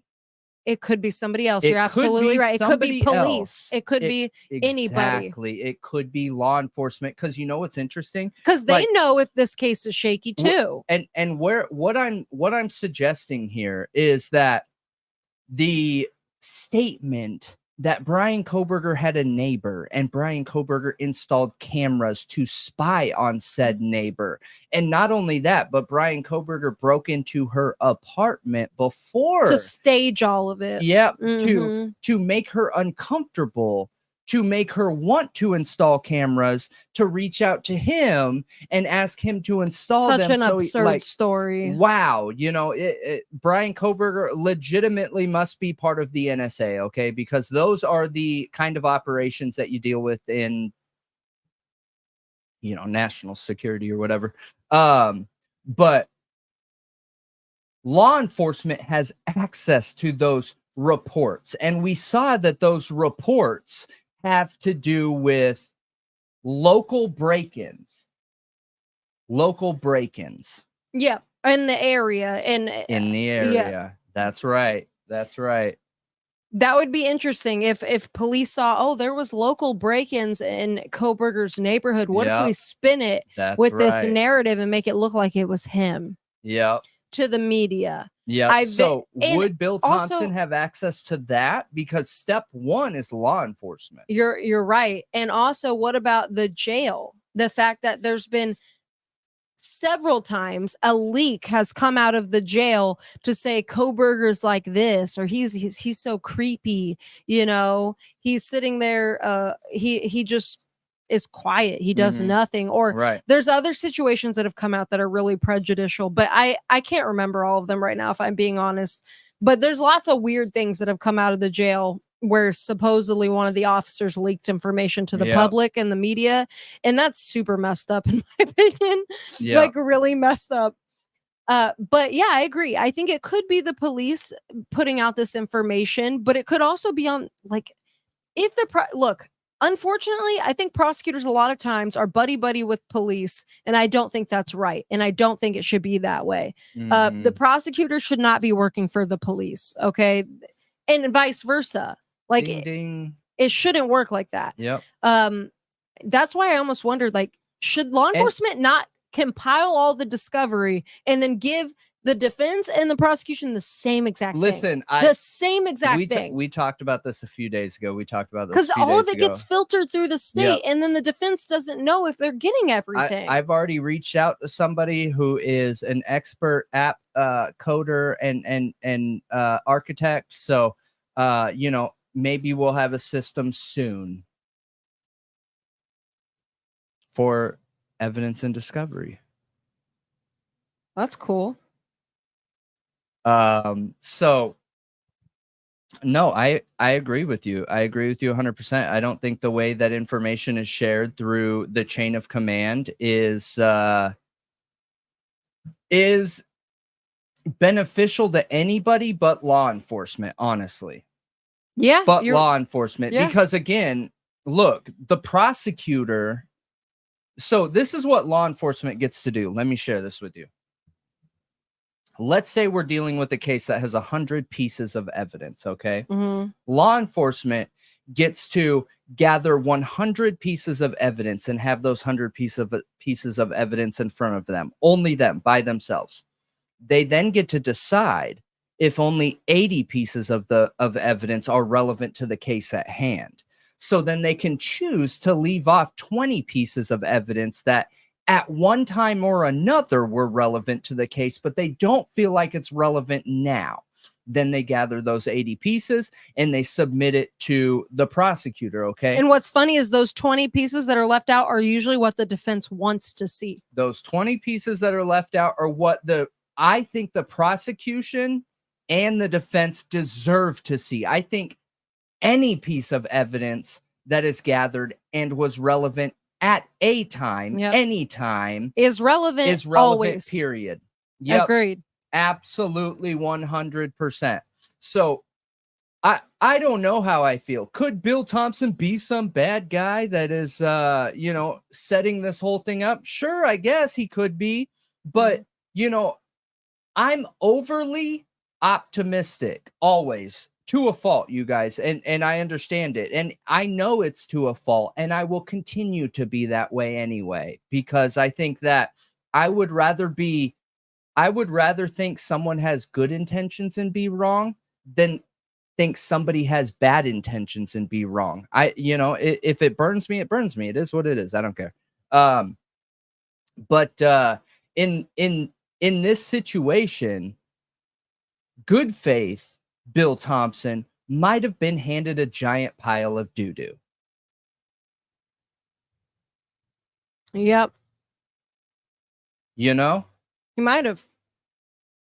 And there's no real way to know.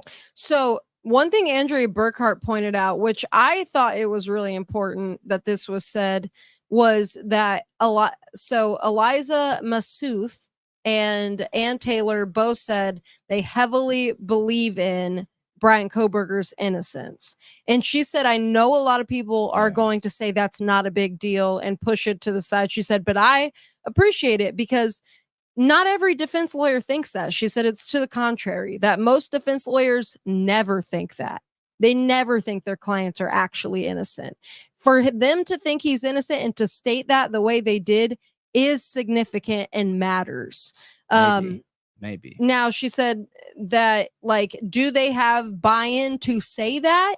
Yes, they do. Right. They have a buy-in to say that. Yeah. But there's a lot of, like, most of the time, defense attorneys do not think their clients are innocent. Yeah. They believe they're guilty or have no opinion. So, yeah. It matters. It matters. Yeah, maybe it matters. It's interesting. It's interesting. I don't know if it matters. Why choose this hearing to say it also? I mean, it's not the first hearing she said it. She's referenced it or made comments that danced around the idea that she believes he's innocent in other hearings. This time was just very blunt. Very blunt and upfront. Yep. Yeah. Absolutely. Absolutely. And why they wanted to make it very blunt and upfront this time, I don't know. I have no idea. I have no idea. I don't know and I don't understand. But, you know, Bill might be doing the best he can. I don't know. I have no idea. It doesn't necessarily mean I believe that, but it makes me wonder and think if that could or should be a possibility. You know? And so moving along here to my next question. That one was long-winded, but I feel like it was really important to look into that in that way. Now, what do you feel like Ann Taylor could have done better in that hearing? Look at Ann Taylor back there hiding behind Bryan Kohberger. What do I think she could have done better? On that thumb, we got Bill Thompson, Ann Taylor, Bryan I know there was Kohberger. some points during it, and I'm trying to remember right now what parts it was, but I was thinking, why aren't you saying this? Like, there's some points where I feel like Ann Taylor doesn't state the obvious, and I'm wondering why. Yeah. It almost is like she intentionally tries not to state the obvious. Maybe there's some kind of tactic there. I don't know. I don't know either, but I think that her interest in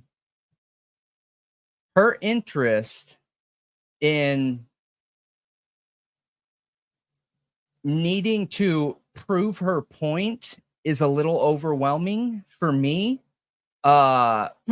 So every single time Ann Taylor has been called out about anything, okay, whether it's the judge or it's the prosecution, either in the same hearing or the next hearing, she always comes back with a response to, like, it's like that antagonistic little brother or sister. Like, they're always trying to get the last word and always trying to prove their point no matter what. Oh, I feel like Bill Thompson does that every time. I don't. I think Bill Thompson is trying to control the narrative. He is the first word, not trying to get the last word. Ann Taylor, in my opinion, is always trying to get the last word. Where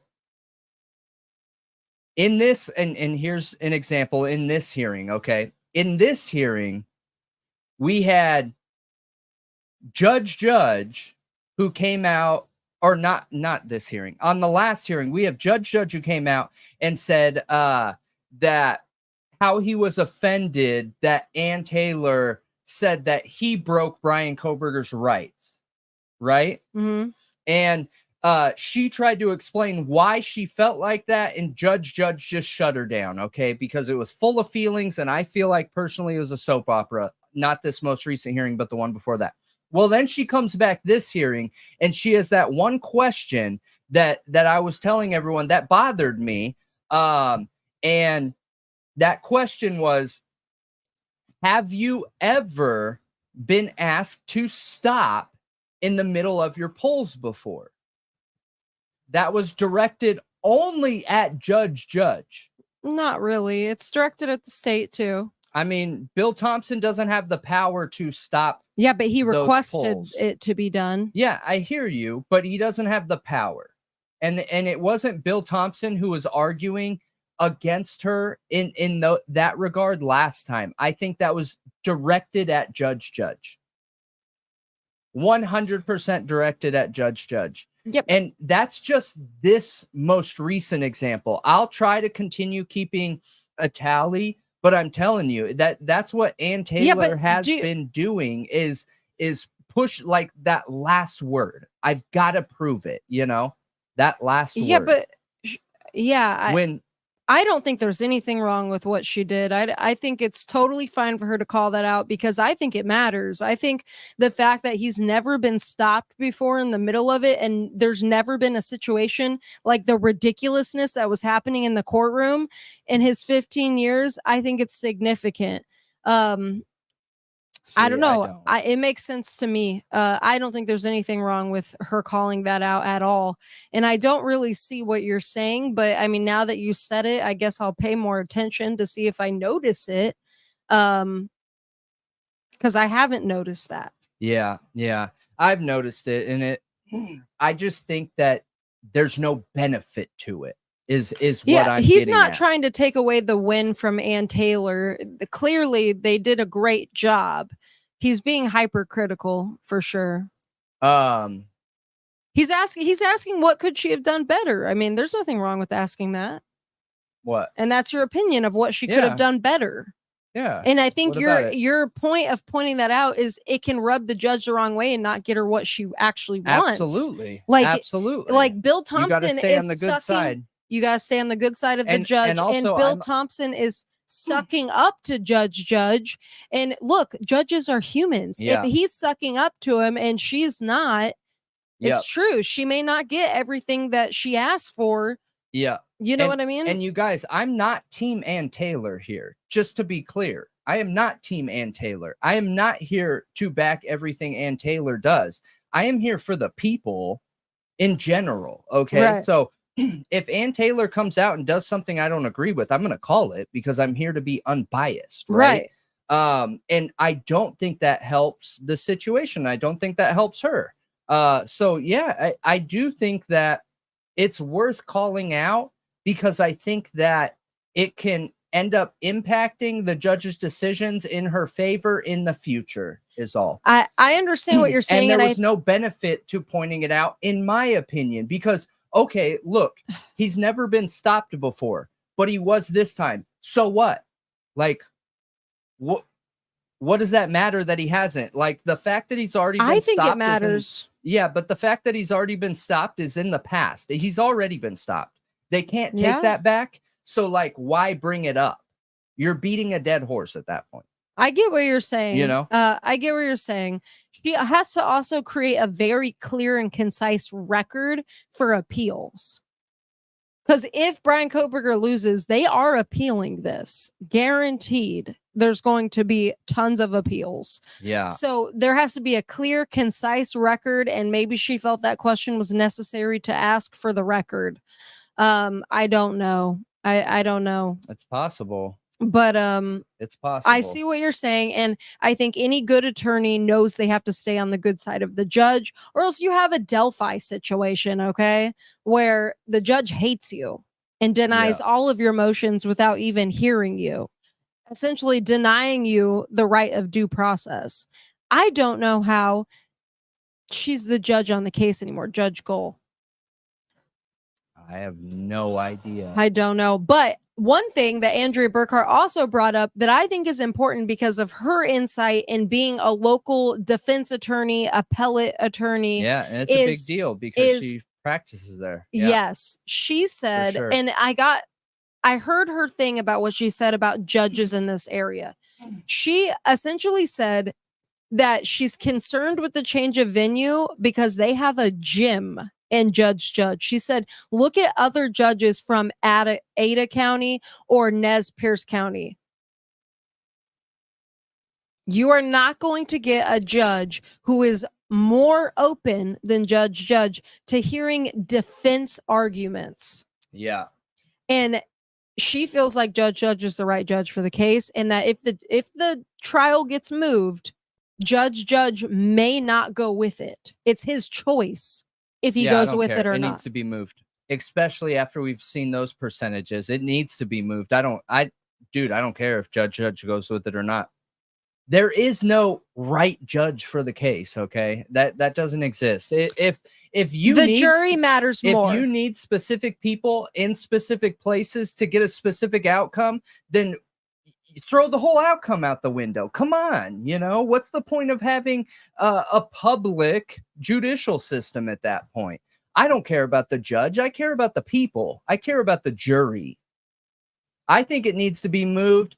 And listen, I think Judge is fine. I got nothing bad to say about the guy, especially after what I saw yesterday. Or not yesterday, but the hearing. He absolutely could. Yesterday, right? Yeah, yesterday. He absolutely could. I mean, I would have put my foot down a little more, but again, that's me being hypercritical. He got what he needed to be done. Okay. He did get done what he needed to get done. When Bill objected and didn't have anything objective to object with, he rolled over him. Okay. And was like, well, yeah, I understand. We're going to continue. You know what I mean? That's good enough. That's good enough. So, I was happy to see that, and it gave me a lot more faith in him, because the way that Bill Thompson presents himself in the court, in my opinion, is painting an image on Judge a little bit. And what I mean by that is if you watch the court hearing, this most recent hearing, or the hearing before that, Bill Thompson prefaces every single decision Judge makes. Every time, every decision. And what I mean by that is Bill Thompson opened his statement saying that, we don't need to see this and we don't need to do that. And Judge, you know exactly what you're doing and you're right, Judge, this, that, and the other. And he moved on. Once he realized the judge was absolutely going to have the expert come up and speak, Bill Thompson then stood up and said, yeah, Judge, and obviously we absolutely need the expert to speak. So I think that's a good idea that the court does that, and he's prefacing the decision that Judge either is or just gave on the subject. Mm-hmm. So I don't know. It's strange. It is. When I see that, I see somebody that needs to feel like they're in control, and that is the most important thing. And it again makes me wonder if he feels like he is out of control because of the evidence he's been handed. Maybe. You know what I mean? Yeah, I see what you're saying. Yeah, I think Judge could put his foot down more for sure. I think that he's really soft when he's correcting behavior in a way that it almost feels like he's not correcting it. He's just saying, get along, kids. It's okay. We can, we can compromise, everybody. It's all right. Like, when really he should be calling them on their BS sometimes and saying, sit down. Okay. This is how it's going to be. This is my courtroom. I run it, not you. Yeah. Like, I just feel like at some points he needs to put people in their place, or else they don't know their place. Like Bill Thompson, I don't think knows his place. He is always trying to tell Judge his decision to make. And I understand the persuasive nature of saying something that way to get what you want. I understand it, but I don't know. It's weird. It's a weird dynamic in that courtroom. It is so weird. I've makes never me feel seen like anything they go like golfing it together. I and agree. They're always tiptoeing. I agree. Not to be unprofessional. That's how it feels to me. That's why I was talking about the possibility of them being in the same fraternity or something. Because I think in small towns you have issues like that where you don't have a choice. Right. You have to ship people in like they did with Ann Taylor. Like, right. Everybody knows each other. Either they went to school together, same Masonic temple, same, I don't know, anything. VFW. Yeah. Like, anything like that. Like, are they in some kind of thing together the way that Brad Holder and Nicholas McClelland are in the same, or go to the same Masonic lodge? Mm-hmm. Yeah. Like, those are conflicts of interest, you know, or potential conflicts of interest that need to be looked at. Agreed. Because when you're in something that, like, you're bound to somebody and you literally make an oath that if they ask you to do something, that you will do it at all costs, even against yourself, your own self-interest. If you join an organization that makes you promise something like that and take an oath to that, I don't know that you should be involved in a case with them. You know what I mean? I do. Yep, I sure do. Because you're going to, I don't know. It's just, so I think that those kind of details, they matter. Yeah. And it does feel like they go golfing together. It does feel like they know each other somehow. They're always making these weird kind of like, oh, that date, that's so funny. I had that date written down. I had no idea you were going to say that. Of course, we're both thinking of that date. That is tea time, you know? It's really weird. Yeah. It is strange. It is strange. But again, I think there is always room for improvement and to give some constructive criticism. We tell people all the time that, look, we love constructive criticism, you guys. And I love when people give us feedback and input about the show because I don't know nothing. I have no idea the topics I'm talking about. You know, I'm just guessing with everything. and that'd be super funny. But gosh, my throat. You're so ridiculous. Yeah. I know one thing in life, you guys, only one.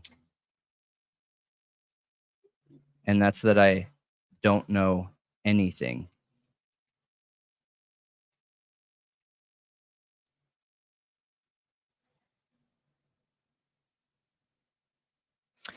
Well, I agree with you, I guess. Even though I think that Andrea Burkhart's probably right, that Judge is one of the nicer judges in the whole state of Idaho. If the community is as biased as that survey was indicating from just the data that we saw yesterday, geez, dude, that's so wild. So many people believe he's guilty just based off the media, the media coverage in that area. And that survey alone directly contradicts everything Bill Thompson was saying in the hearing before that, where he was saying, like, sorry, you guys. He was saying that people in this area, based on his opinion and what he's heard, have gone out of their way not to listen to the news, not to be biased, and not to be swayed by anything. And then you look at that survey and hello, that's all they've done.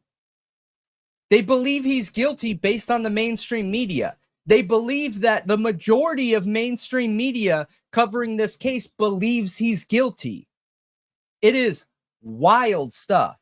Like, the media, like almost every media personality believes he's guilty and says, or they may not believe it, but they say they believe that. And they imply it. And they basically tell you to believe that. Yeah. Yeah. So, I mean, if you're just watching mainstream media passively, I can understand totally thinking he's guilty and having no doubts about it. When we first covered the case, we felt the same way.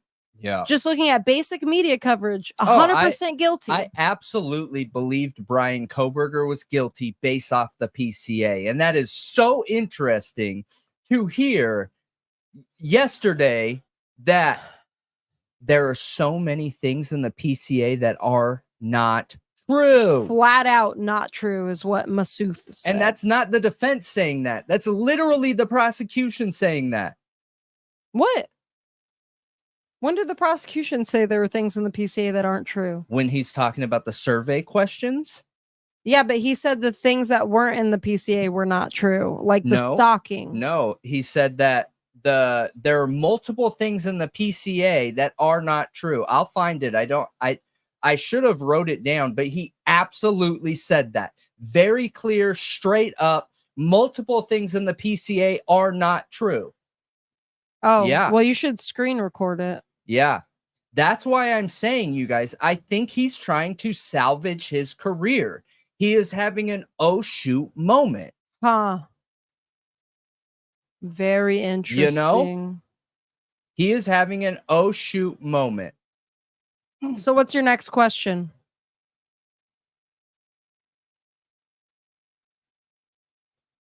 That is really interesting. I didn't hear that. Wow, I'm really surprised. I heard the defense saying it. That was like one of the top 3 things that I heard. I didn't hear the defense say that.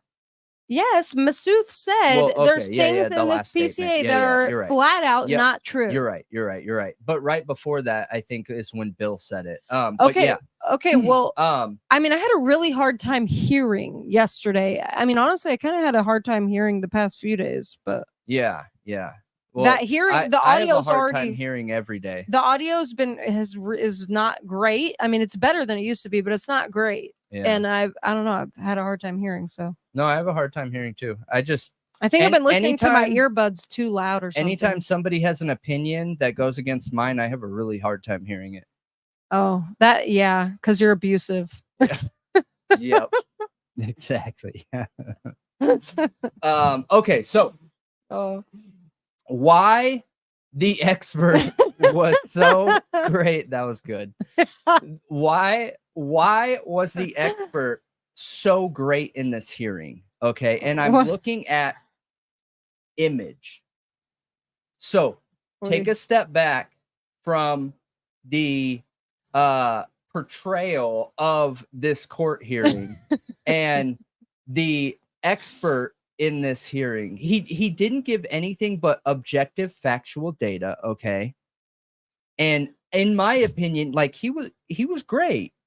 But like, how hard is it to look great when you're next to something that looks awful? Right. But I think he genuinely was good. Like, he brought a lot of evidence. He cited a lot of cases to look at as examples. He even brought examples from another case. He broke it down to really help a layman understand why it has to be done this way and why it is done this way and has been for a long time based off of research. Yeah, I agree. Listen, I'm not questioning. He sold his point. I'm not questioning his data. His data was spot on. I loved it. I am absolutely obsessed with statistics, you guys. I think statistics can tell us. I wasn't talking about data. Yeah, but I think part of his presentation and the presentation of the data, it doesn't matter what the data is, but the presentation that you're talking about of the data, he did good. Yes, he got his point across really good. But when I'm considering it next to other people that have been in other, nation or world leading cases, was he great in comparison to those other people? Or is that expert a good representation of how foolish the case currently is? That's why I'm saying image, not about content of what they're saying, but the overall image. Okay, but how can you compare when I can't think of another case where a survey expert has had to come testify on the stand? You don't really have a comparison. Yeah, any expert. That's why I'm saying stop thinking about what he's saying. The expert and what they're testifying about absolutely matters, and the context of the case. It's probably because you're not a salesperson. So the presentation, listen, when you're a salesperson, it doesn't matter what you're selling. Okay, it's so always then you break down the presentation of his salesmanship. I am. That's why I'm asking you to give me your opinion. I already know the breakdown of the presentation. Like, I got it. I got it. But my big question is, was what he was bringing to the table really great, or was it because, pig with lipstick. Like, you know what I mean? You're putting somebody that looks okay next to somebody that looks really bad. You know what I mean? Yes, and I do think course. I think that image matters here, not because of the expert. I think the expert killed it. He did great. He was awesome. He brought his A game and he smashed it at grand slam out of the ballpark. But what I'm concerned about is it gives a good comparison of the courtroom and what we've been seeing in comparison to an expert that has national training, has been in some of the leading cases nationally, and then comparing the two. It's giving us a grading, a scale. You know? Mm-hmm. I see what you're saying. It's giving us a scale that we didn't previously have before. Yep. So, are you going to give your breakdown of how he sold it? I gave the breakdown yesterday. I mean, I can go into it again, but just you did? Yeah, he talked with confidence, but not overbearing. When he was talking directly with a person, not Bill. Okay, Bill was an aggressive, combative conversation where he was defensively dodging, boulders being thrown at him. But I'm talking about the conversation he had with Ann Taylor and the judge. Okay, he matched their tonality. Okay, he presented all of his data with confidence. The only piece of information that I would give him is that while I'm obsessed with statistics, for somebody that isn't science obsessed and statistics obsessed, I feel like he had a lot of data in there that could cause some people to disconnect. That was my one and only concern there, and that's being hypercritical.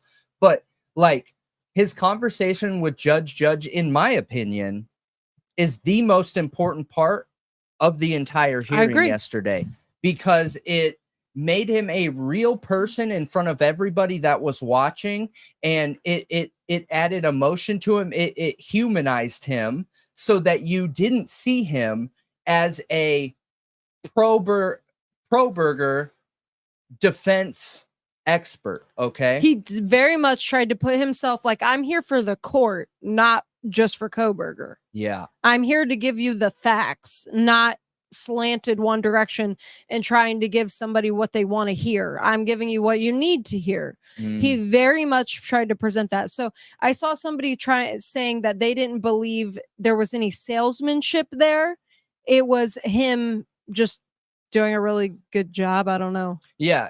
So do you believe that there's no salesmanship there? I think people automatically connect salesmanship to lying or deception or manipulation. Yeah, I never lie, ever.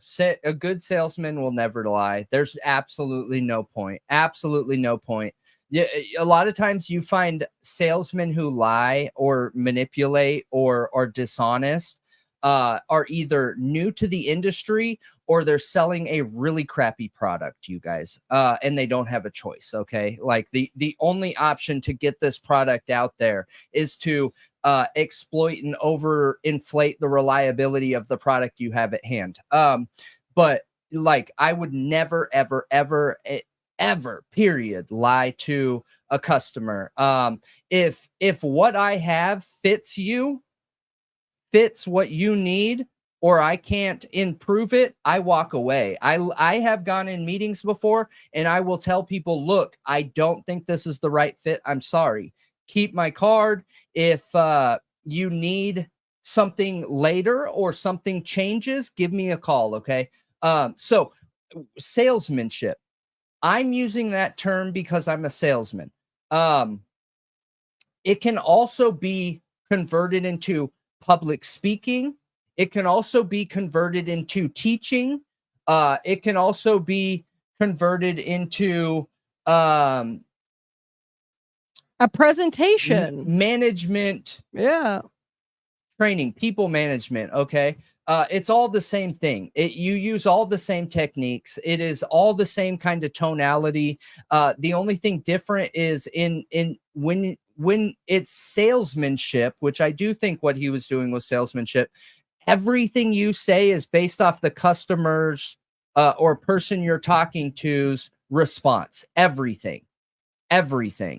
And if you're not doing that as a salesman, you're doing it wrong. Well, he's period, also flat out. He's also an expert witness. He regularly testifies in trials as an expert witness, meaning he has to be really good at presenting. He has to be good at the salesmanship. And we know that Dr. Edelman worked late into the night with Ann Taylor to come up with this PowerPoint, this presentation. They did not have to include Bill Thompson's statement in it.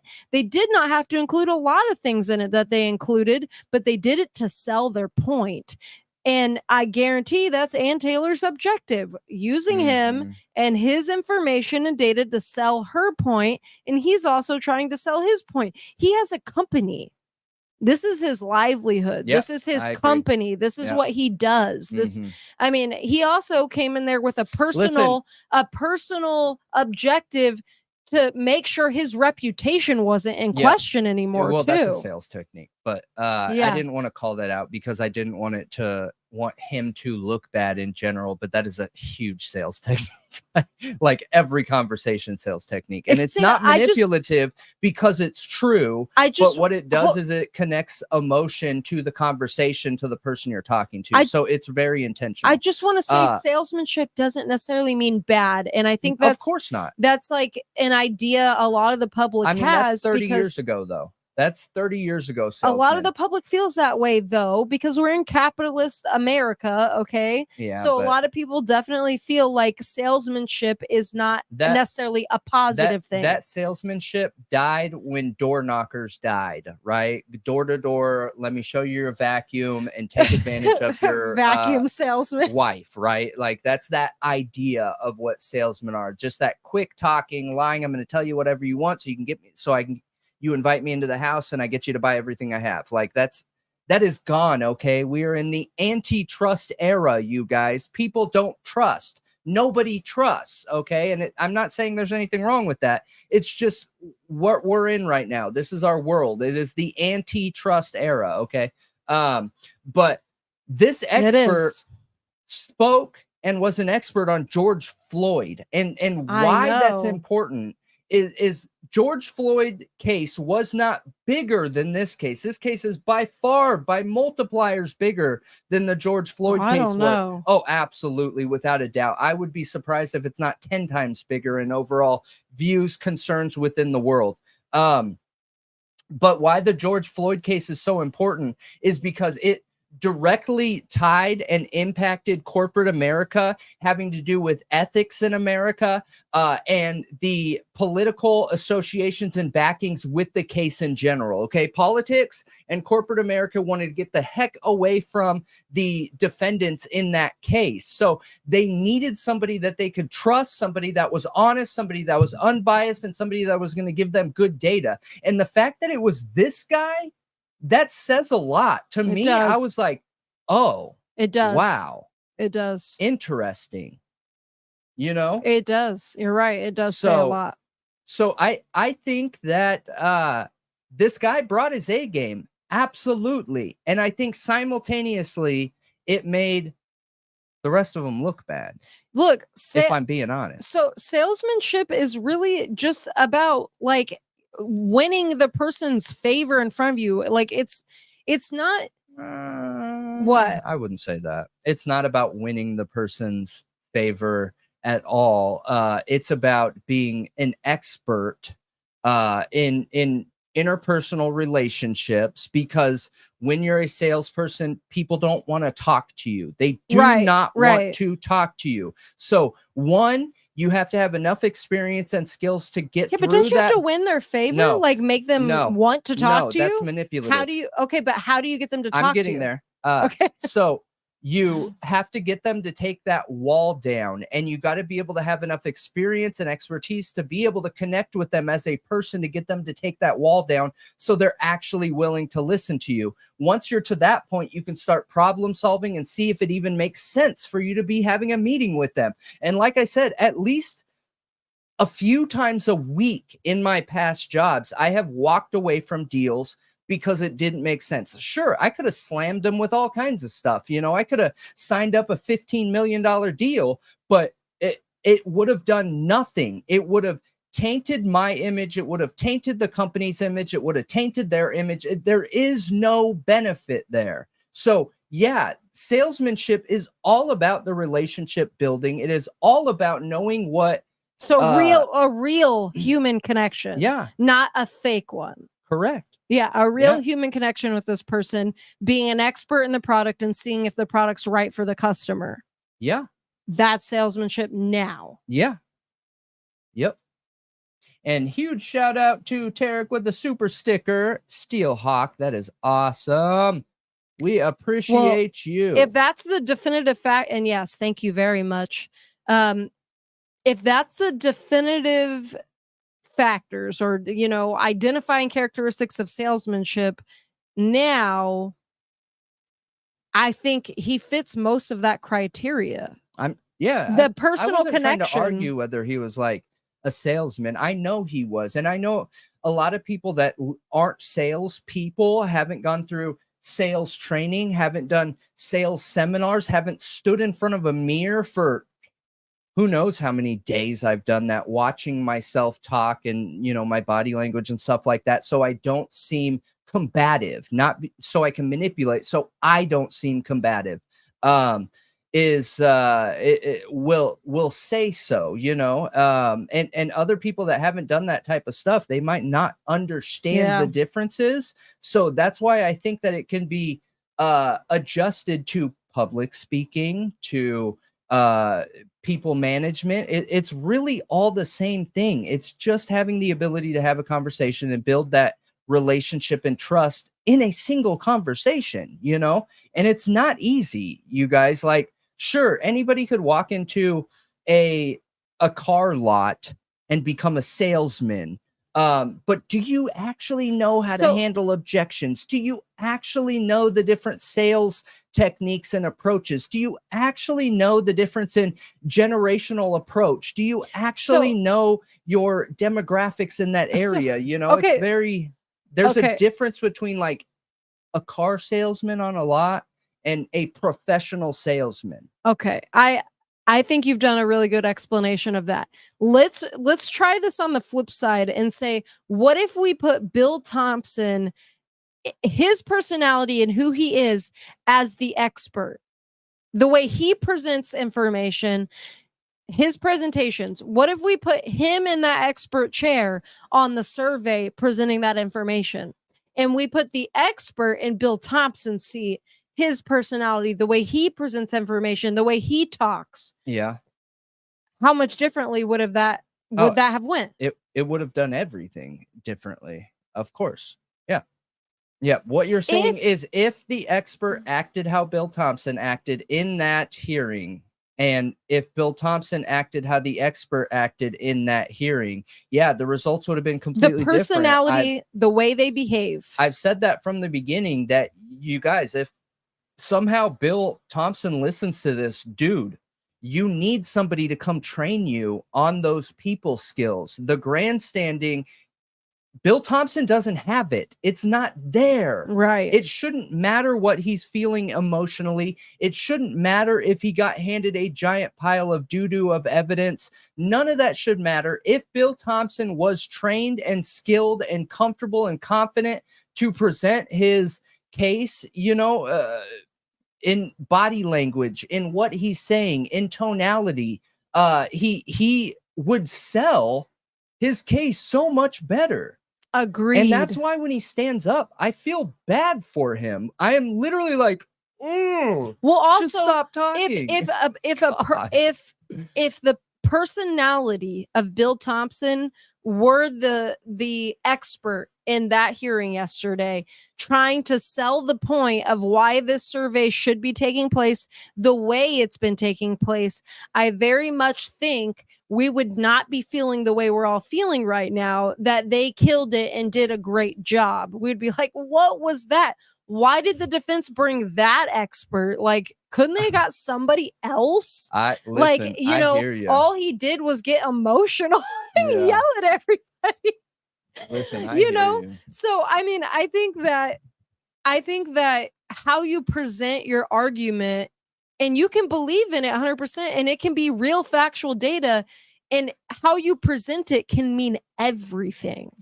Which is why those salesman tactics and people management and being able to connect with people matters. Which is why I don't think, if Bryan Kohberger is as awkward as everyone claims he is, he will not take the stand. The defense won't take that chance, because if they put him on the stand and he can't connect with people, if he can't sell his image of innocence, and I am a good person and I would never do something like this, he cannot be put up on the stand. He cannot. It will ruin his case, even if he is innocent. Yeah. So how you present yourself matters a lot. Yeah, I agree with you 100%. And I just think Bill Thompson could be doing it much more effectively.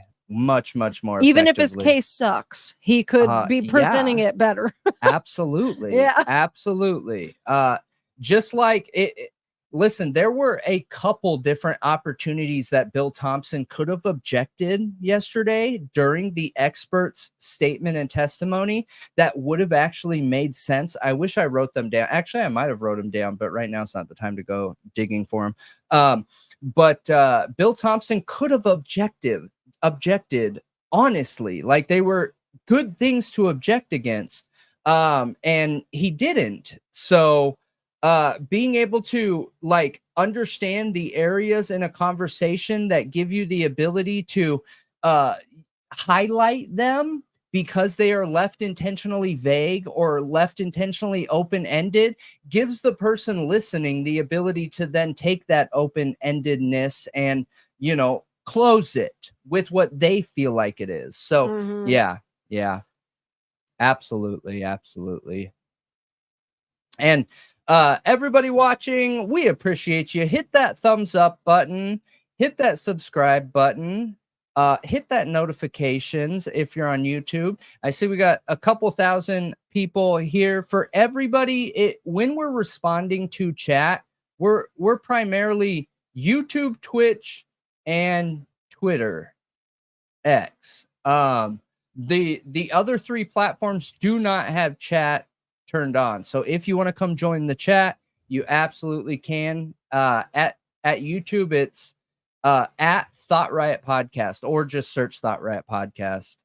I think you can even search something close to it and we pop up. So even Google, if you just Google it. So but yeah, you can come hang out in the chat and conversate. If not, no worries. We just appreciate you being here. So hit those stars, hit that rating, hit that thumbs up, and help us spread out. But yeah, I think Bill Thompson could use some support, really.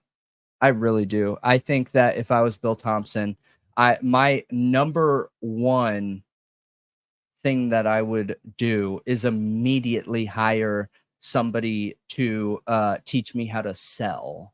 How come none of the other lawyers on his team are like, man, you got to get it together? What are you doing out here? Maybe because he has so much. He has the attorney general giving him lawyers to help him. So why is he not? Yeah. Why are they not like, hey, we need to get you somebody to train you in people skills, okay? Yeah. Because you need to be able to connect with the jury. Who's the girl again that he has? She's not good either. Oh, she is very angry. I'm blanking on her name now. She is very angry. It's Ashley Jennings, I think. Okay. I think that's her name. The two times I've heard her talk, she was very angry, and that doesn't help anything. That doesn't help anything. Nothing. Yeah. I mean, I agree. I don't think she was very good at being a good presenter either, and anytime she's spoken, honestly.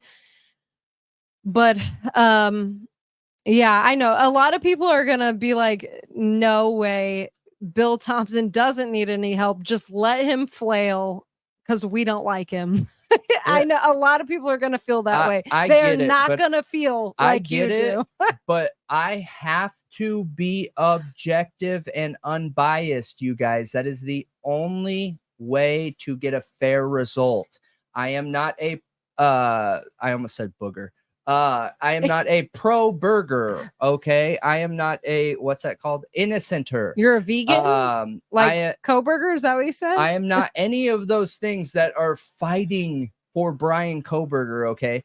I am fighting for our rights. Somebody needs to come up with a vegan burger that you call a pro burger. As human, you're right. As human beings, I'm fighting for our rights, okay? And I'm fighting for our rights because I believe in our judicial system. I believe that it has some major areas of opportunity that we can fix and should fix, that can be highlighted by us, but we own it. It is ours. We own it. We pay for all the officers. We pay for all the judges, and it's our job to critique it and judge it. Okay. So I'm here to make sure that we don't have a homicidal maniac out there right now and an innocent person about to get, put to death. Or I want to make sure that the person arrested, Bryan Kohberger, is actually guilty so he doesn't get let out. Because look, let's just say Bryan Kohberger's guilty. Let's say the good evidence isn't in the PCA and the PCA is full of it, okay? The cops can mess that up too. If Bryan Kohberger is proven without a doubt, let's say there's literal video of him walking in the house without a hood and a K-bar in his hand. Like, literal video of him walking in with a K-bar, okay? Like, I want to make sure the police didn't mess this up in a way, trying to make sure that they stick it to him, that he ends up getting let out. Because situations like that have happened before, where it was so blatantly obvious that somebody was guilty, but because they did it unfair, they've been let out.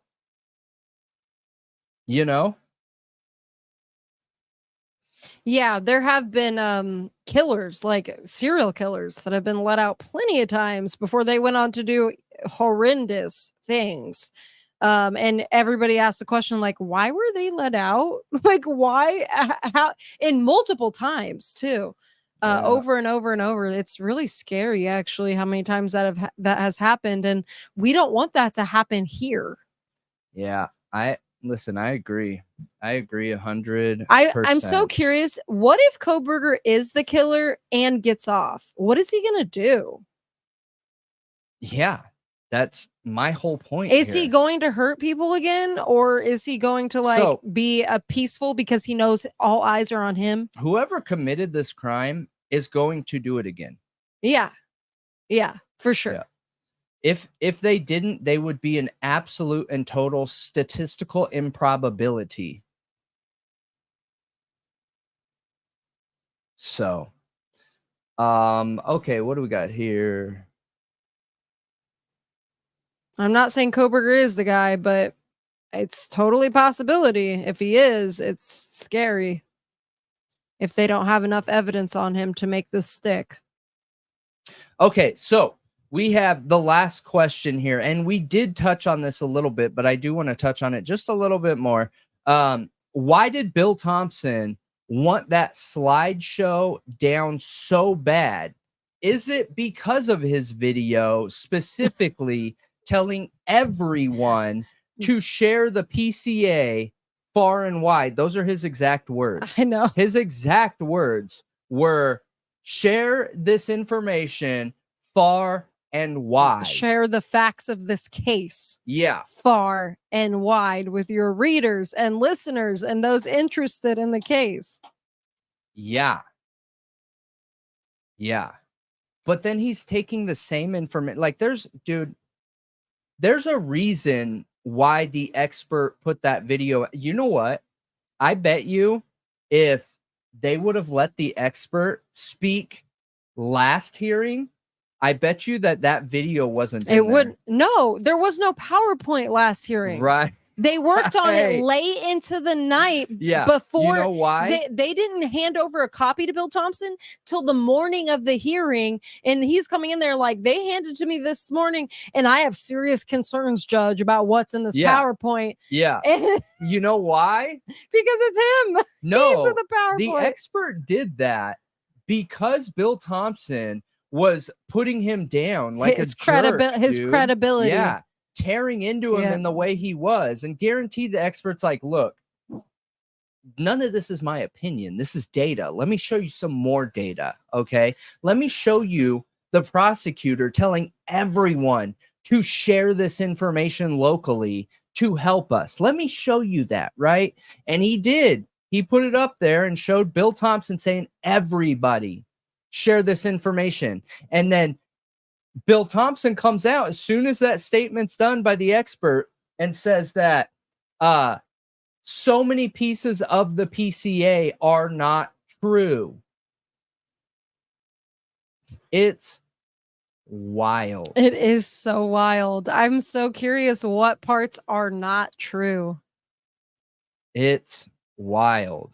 I mean, the fact that it's been confirmed by the defense and the prosecution, I'm now under the assumption none of it's true. You know what's interesting is, do you remember when the tone change happened and Ann Taylor and Bill Thompson were being so nice to each other? Yeah. And we're like, what is going on here? Why are they being so nice to each other? Yeah, I do remember that. Do you think Ann was feeling bad for him? Dude, we asked that and night. They came to some kind of understanding, and then because of the survey and Bill calling it out and acting a fool, she's just fed up with him at this moment. We talked about this that night. We did. Has that understanding been misunderstood now? I don't know, because at the end of that hearing yesterday, we heard Bill Thompson say, wait, Judge, so it's not Ann Taylor doing She was this. Still defending her. And Ann Taylor threw herself under the bus and said, no, he's here because of me. So if anybody violated the dissemination order, it was me.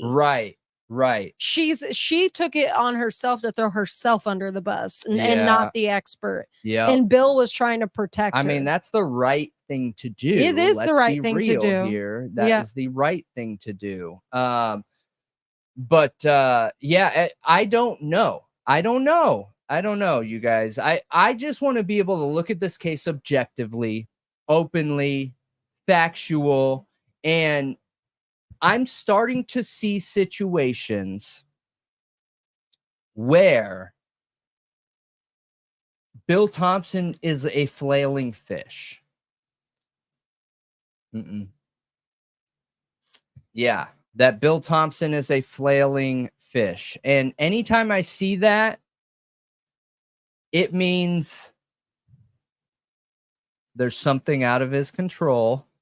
There is something he doesn't like, and something that's scaring him. Like, a lot of people look at what Bill Thompson did yesterday and think that that's somebody trying, like, an egotistical, and I even said this, so I'm throwing myself under the bus here, that I didn't help it at all.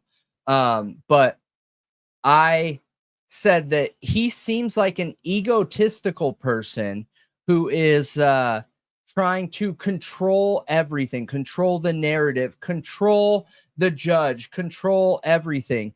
And I don't know if I feel like that as much as I feel like he's scared. I think Bill Thompson is scared. I think we're seeing fear.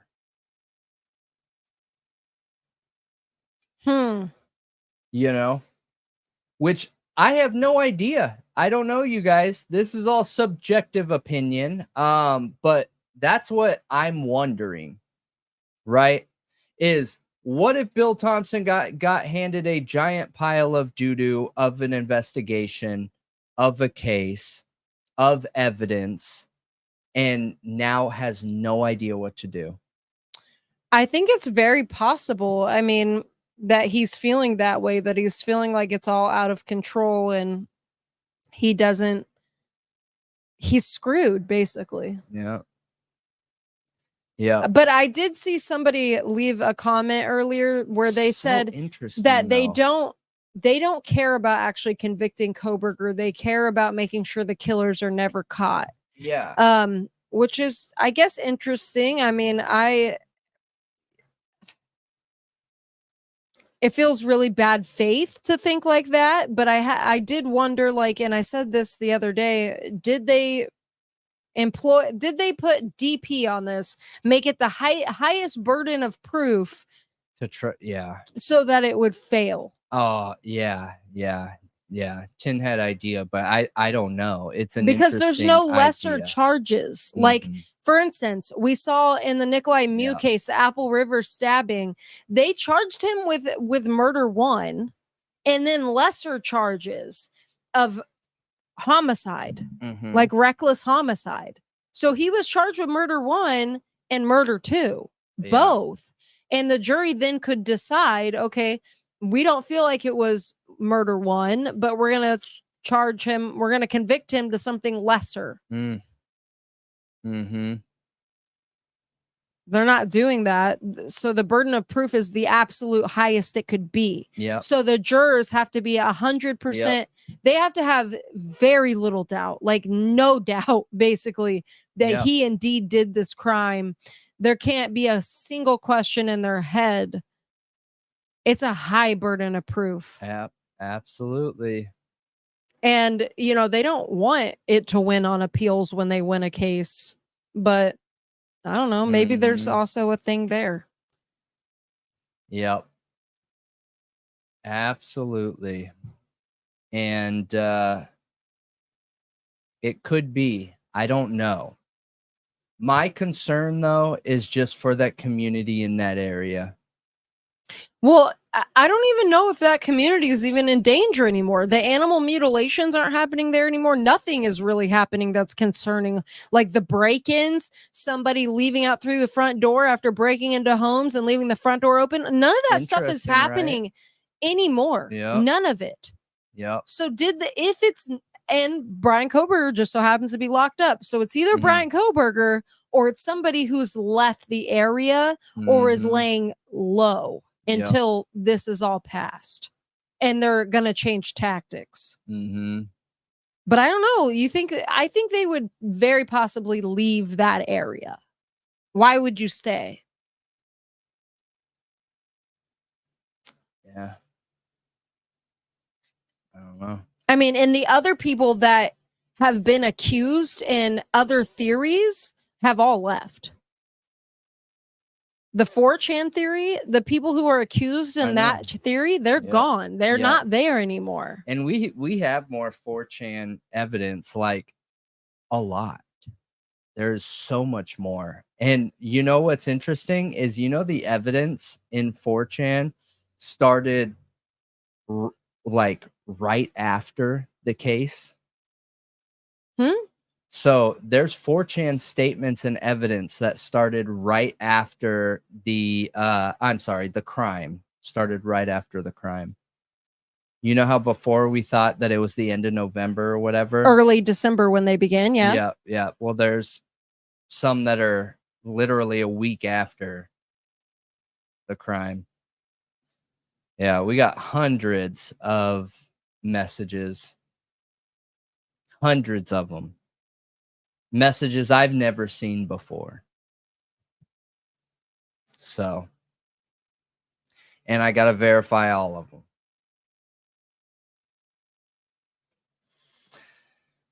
But yeah, this is a wild one, you guys. But that is it for the True Crime Talk Show, brought to you by Thought Riot Podcast. Make sure you hit that thumbs up button. Make sure you hit that 5 stars button. Make sure you hit those 3 stars button. Actually, I don't think on one of them it's 3 stars. I think it's 3 bars. The 3 bars button, and hit that subscribe button, hit that notifications bell, and on all the time. And come hang out in one of our social medias. We are on Instagram, Facebook, Twitter, X, Reddit, everything. We're on them all. And we are at Thought Riot Podcast on all of them, or /Thought Riot Podcast, spelled all the way out with the podcast on the end, except for Twitter. Twitter, we are /Thought Riot Pod, POD, Thought Riot Pod. So yeah, come join and hang out and let us know your thought riots. Yes. Thank you all for being here, and we will see you again next time. I hope you have a great rest of your night, and catch us next time we're live. Yes. Have a good night, everybody, from your favorite chat confirmed narcissist and abuser. Right. See you guys next time. Bye.